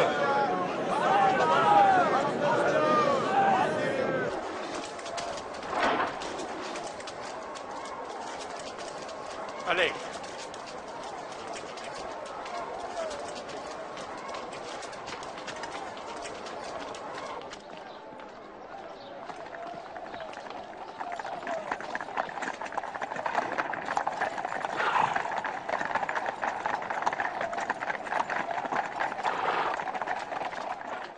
Et ils l'emmenèrent devant Ponce Pilate, le plus cruel des gouverneurs romains, qui avait fait crucifier des milliers d'hommes. Et que cherchez-vous ici, d'aussi bonne heure le matin? Cet homme jette le trouble parmi notre peuple. Il a causé une émeute au marché du temple. Quelle sera sa punition? Condamne-le! Je n'ai aucune raison de condamner cet homme. Aucune raison. Il est coupable. Il conseille de ne pas payer d'impôt à l'empereur. Et il prétend être le Messie, un roi. Un roi? Serais-tu le roi des Juifs? Tu le dis.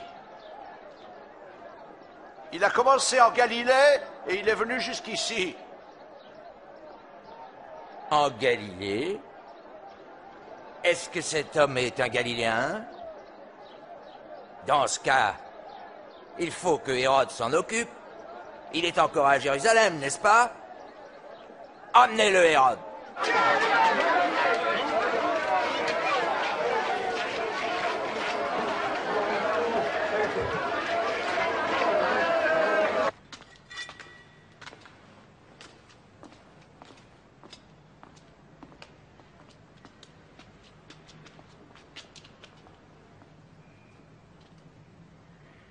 Eh bien, qui donc prétends-tu être?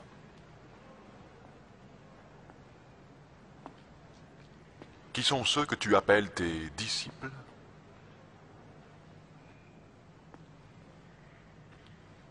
Beaucoup disent que tu accomplis des miracles.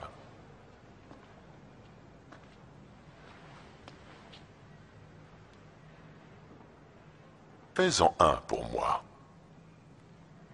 Majesté, il est accusé de corrompre notre peuple. Et il prétend être un roi. Cet homme-là? Un roi?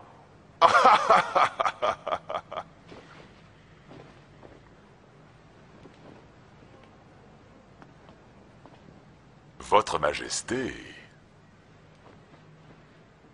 Frappez-le, fort!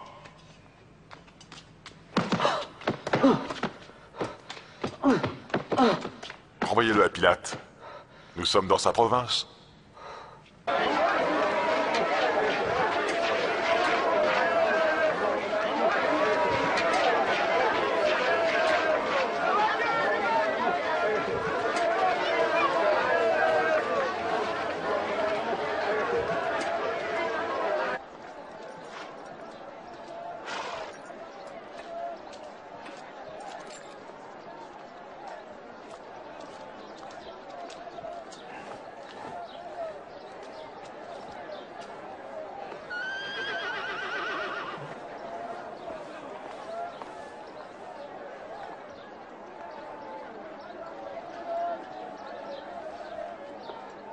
Cet homme n'a rien fait qui mérite la sentence de mort.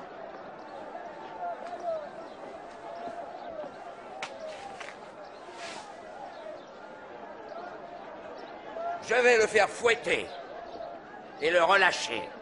Nous avons obtenu que tu nous rendes un prisonnier à chaque fête de la Pâque. Alors relâche-nous, Barabbas, Oui, et fais mourir cet homme. Oui, rends-nous Barabbas.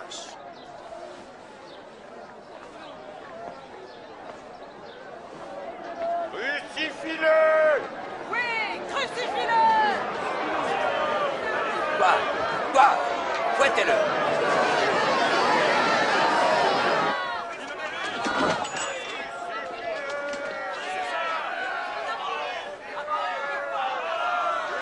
Qu'est-ce que tu attends, Pilate?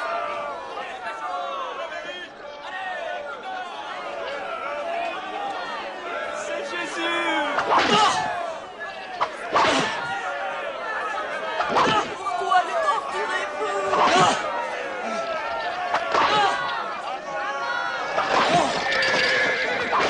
Libérez-le, c'est le Messie! Il n'a rien fait!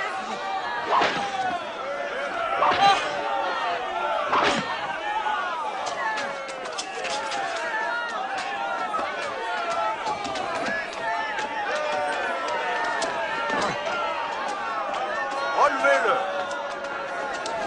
Mais ils continuaient à crier leur haine, exigeant sa crucifixion. Pilate alors décida de satisfaire à leur demande. Il relâcha donc celui qu'il réclamait, Barabbas, emprisonné pour une émeute et un meurtre, et leur livra Jésus pour qu'ils fassent de lui ce qu'ils voulaient.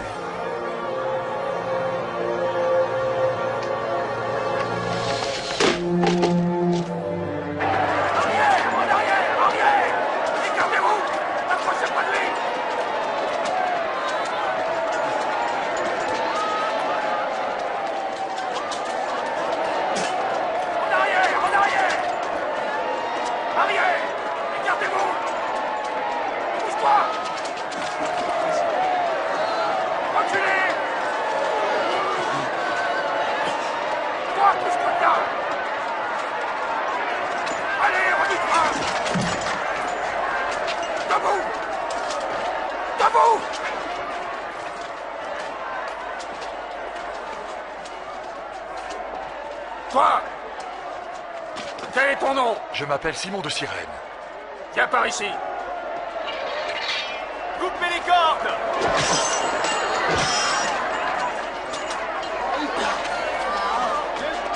Toi, porte-la!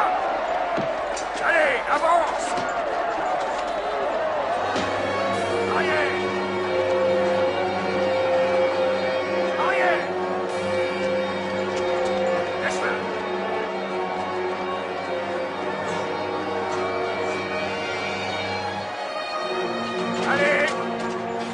de passage.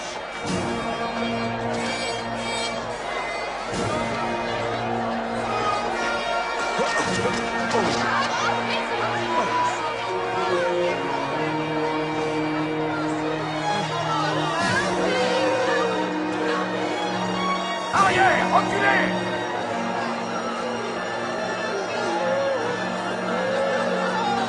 Reculez.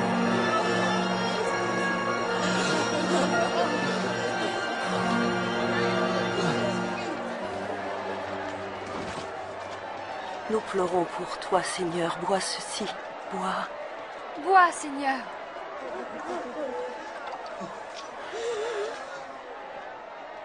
Femme de Jérusalem, ne pleurez pas pour moi, mais plutôt pour vous-même et pour vos enfants.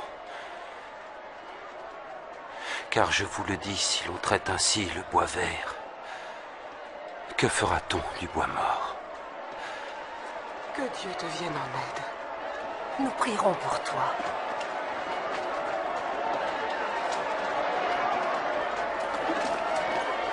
Vite! Plus vite, vas-y! Allez! Plus vite! Plus vite, vas-y! Vite! Allez-y, avancez plus vite! Plus vite! Plus vite, allez! Avance! Vas-y maintenant! Accélère!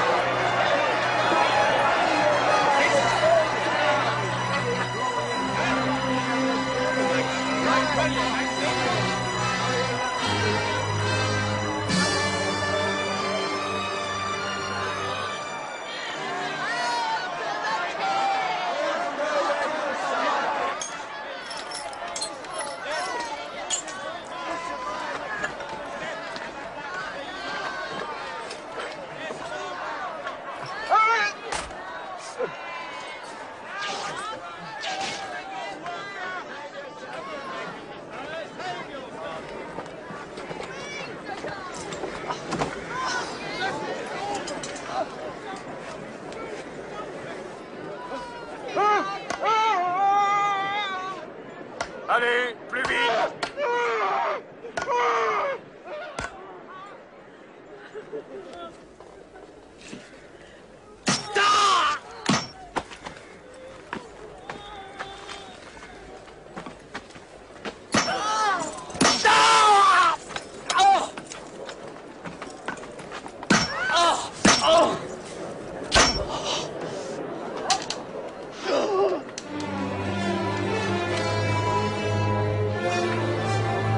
Hissez la croix!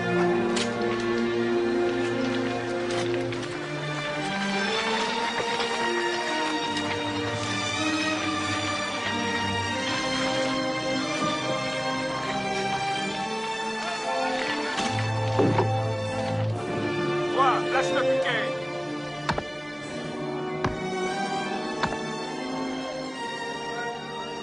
Enlevez les cordes!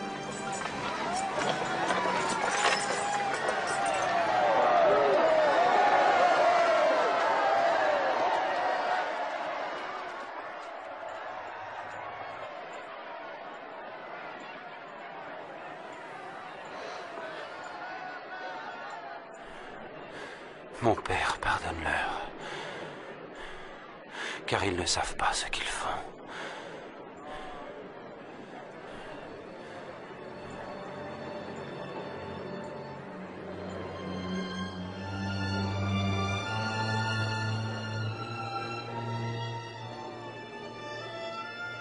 Il en a sauvé d'autres. Qu'il se sauve lui-même. Oui! Si tu es le Messie, sauve-toi toi-même et descends de la croix! Montre-nous un petit miracle!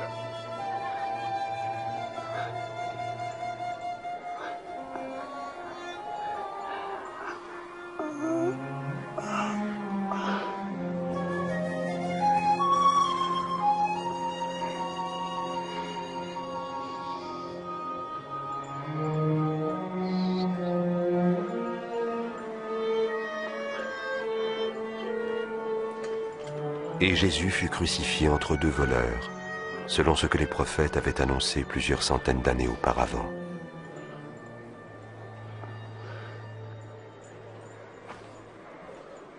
Hé soldats, voici la tunique d'un mystique. La voici. Ne la déchire pas. Et attends donc. On va la jouer. D'accord. Voilà, d'accord. J'ai perdu. Ah, j'ai perdu aussi. Ah, tu as gagné. Tu as de la chance. Qu'est-ce que tu vas en faire?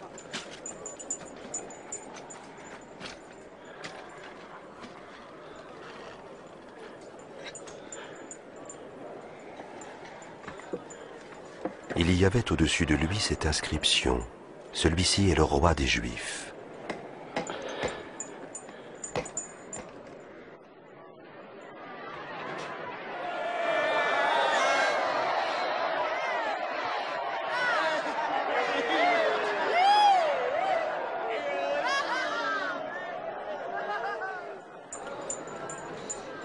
Sauve-toi toi-même si tu es le roi des Juifs.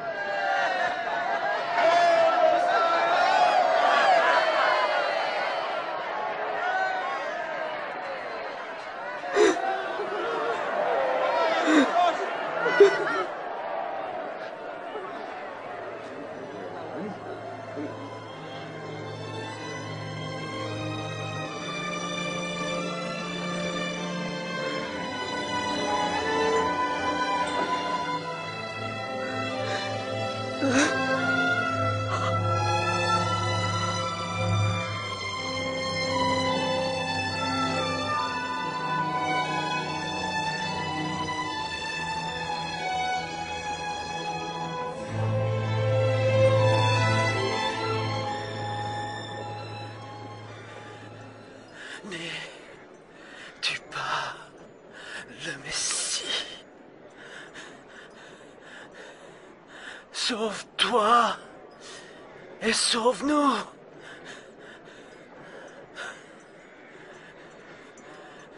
Ne crains-tu pas Dieu?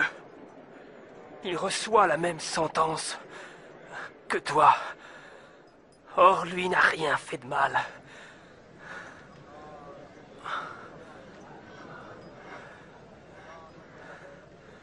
Souviens-toi de moi, Jésus, quand tu reviendras comme roi. Je te le promets. Aujourd'hui, tu seras au paradis avec moi.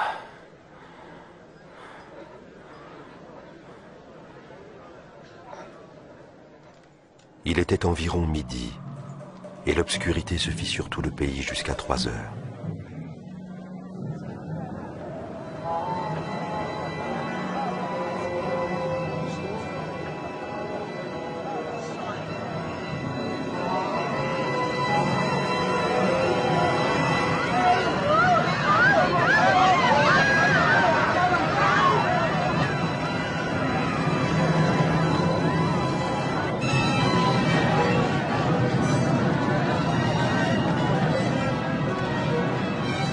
Et le rideau du temple se déchira par le milieu.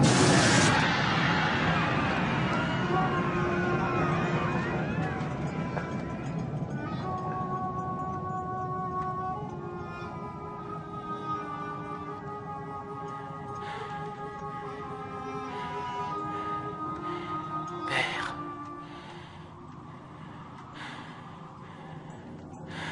entre tes mains, je remets mon esprit.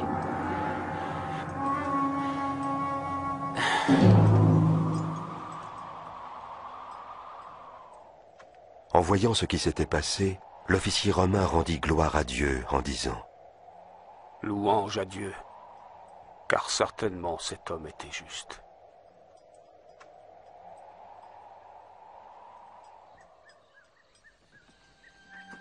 Joseph d'Arimathie, un homme honnête, membre du conseil mais qui n'avait pas approuvé son action, obtint de Pilate le corps de Jésus.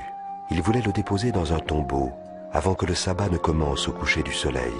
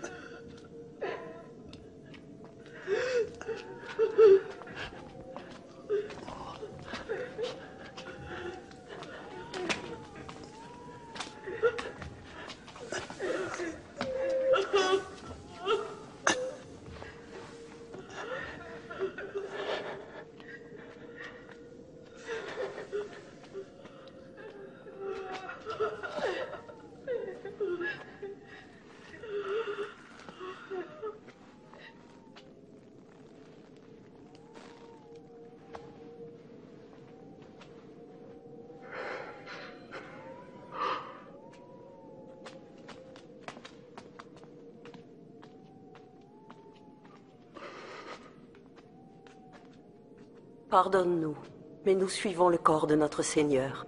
Vous êtes bienvenus. Mais venez, le sabbat va commencer.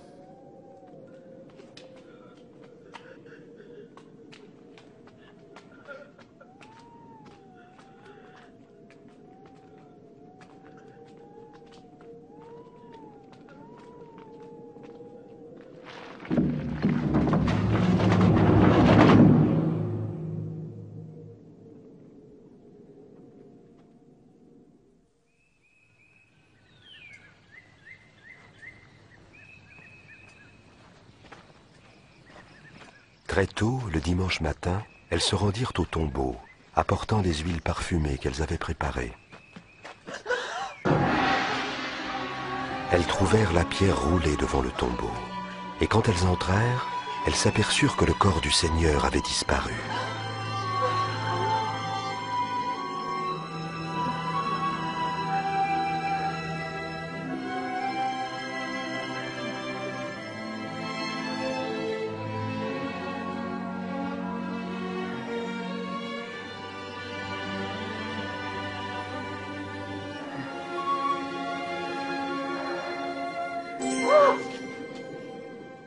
Pourquoi cherchez-vous le vivant parmi les morts? Il n'est plus ici, il est ressuscité. Rappelez-vous ce qu'il vous disait en Galilée. Il faut que le Fils de l'homme soit livré aux mains des pécheurs, qu'il soit crucifié et qu'il ressuscite le troisième jour.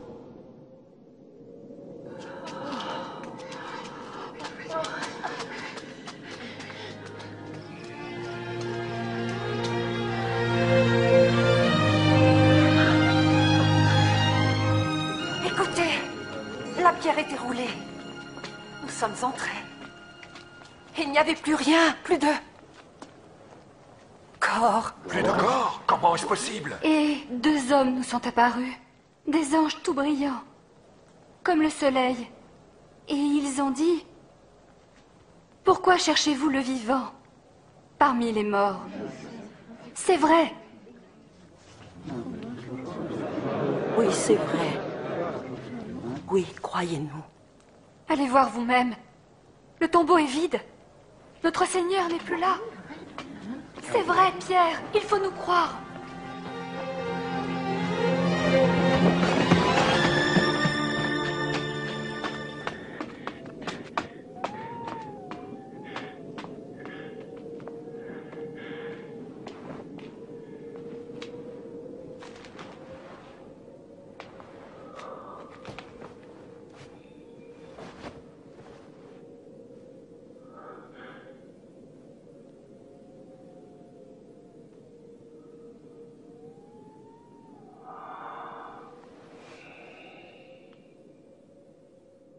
Jésus apparut à 2 autres disciples. Très agités, ils retournèrent vite voir les autres. Le Seigneur est vraiment ressuscité. Il est apparu à Simon. Nous ne l'avons pas reconnu. Pas sur la route. Mais quand il a rompu le pain, alors là, oui. À Emmaüs, il est allé là-bas.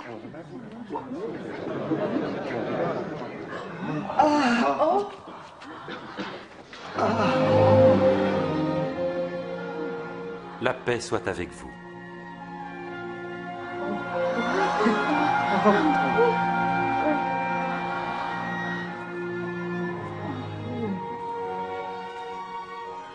Pourquoi êtes-vous troublés? Pourquoi les doutes envahissent-ils vos cœurs? Voyez mes mains et mes pieds. Oui, regardez, c'est bien moi. Touchez-moi et vous saurez. Un esprit n'a ni chair ni os comme vous voyez que j'en ai. Ce sont les choses dont je vous parlais lorsque j'étais encore avec vous. Que tout ce qui était prédit sur moi dans la loi de Moïse, dans les écrits des prophètes et les psaumes, devait s'accomplir. C'est ce qui était écrit. Le Messie devait souffrir et ressusciter des morts après 3 jours. Et en son nom, la repentance et le pardon des péchés doivent être prêchés parmi toutes les nations, en commençant par Jérusalem. Vous êtes témoins de ces choses, et je m'en vais envoyer sur vous la promesse de mon Père, mais vous devez rester dans la ville jusqu'à ce que la puissance d'en haut vienne sur vous.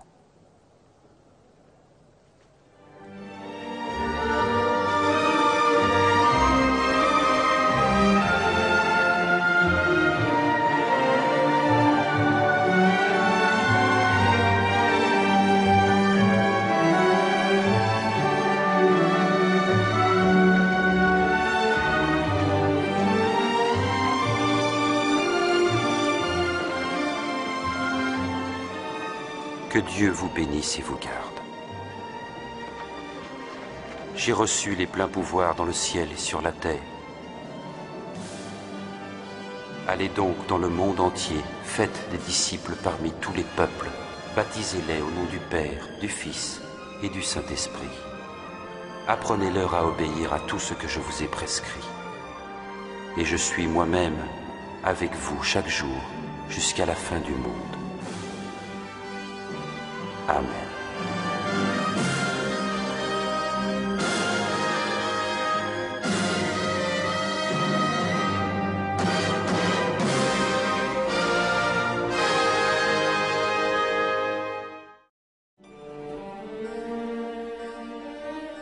Dans les Saintes Écritures, Dieu déclare que le Messie viendrait pour être le sauveur du monde. La vie de Jésus prouve qu'il est bien celui dont les prophètes avaient parlé.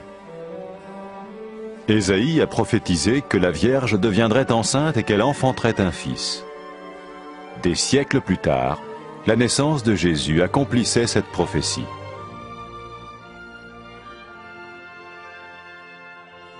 Les Saintes Écritures déclaraient que le saint à naître serait appelé le Fils de Dieu. Cela signifiait que Jésus serait le Fils de Dieu au sens spirituel et non au sens physique. Nous le voyons par sa manière de vivre. Il a guéri des malades, il a pardonné leurs péchés, les a ramenés à Dieu et leur a promis une place dans le royaume éternel de Dieu. Il s'est offert lui-même en sacrifice pour le péché à leur place. Puis il est revenu à la vie, victorieux sur la mort selon le plan de Dieu. Jésus a dit « Personne ne me prend la vie, mais je la donne de ma propre volonté ». La vie de Jésus n'a pas seulement accompli les écrits des prophètes, mais elle a aussi confirmé la vérité de la sainte parole de Dieu. Les prophètes avaient écrit « Ta parole, ô mon Dieu, est parfaite, elle dure à toujours ». Jésus lui-même a dit « Le ciel et la terre disparaîtront, tandis que mes paroles ne disparaîtront jamais. » Jésus est venu pour nous donner la vie dans toute sa plénitude. Et quand l'homme a désobéi à Dieu dans le jardin d'Éden, il a choisi sa propre voie et ses actions l'ont séparé du Créateur.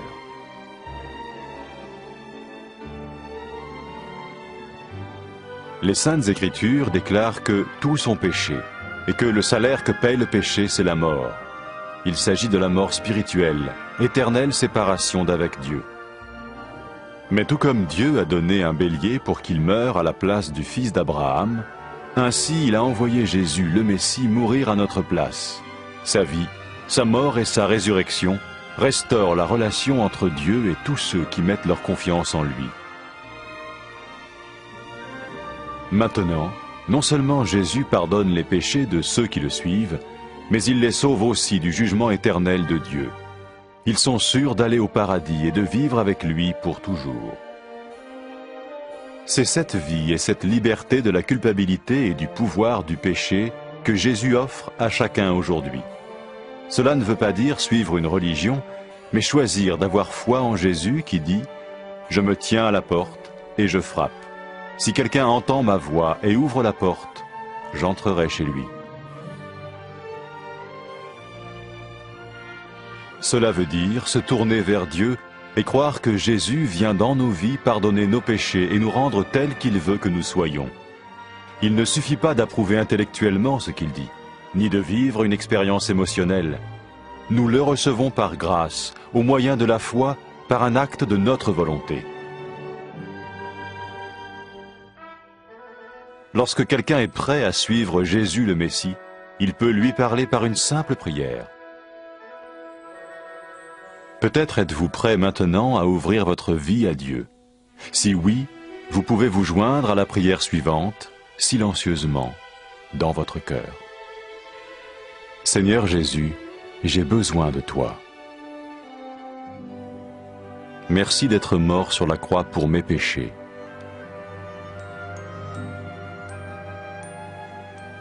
Je confesse mes péchés et je m'en repens.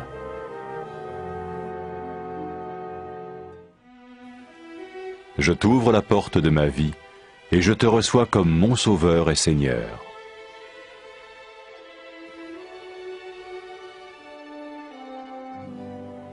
merci de me pardonner mes péchés et de me donner la vie éternelle.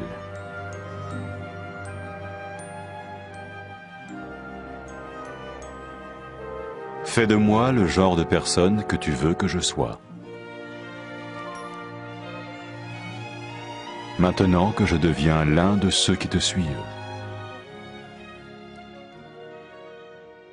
Amen.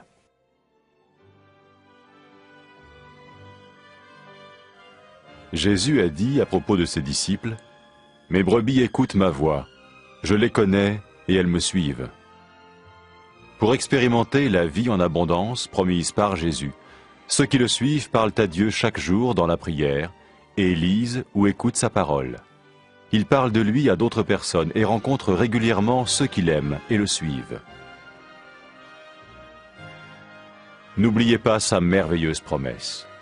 Tout pouvoir m'a été donné dans le ciel et sur la terre. Et sachez-le, je vais être avec vous tous les jours jusqu'à la fin du monde.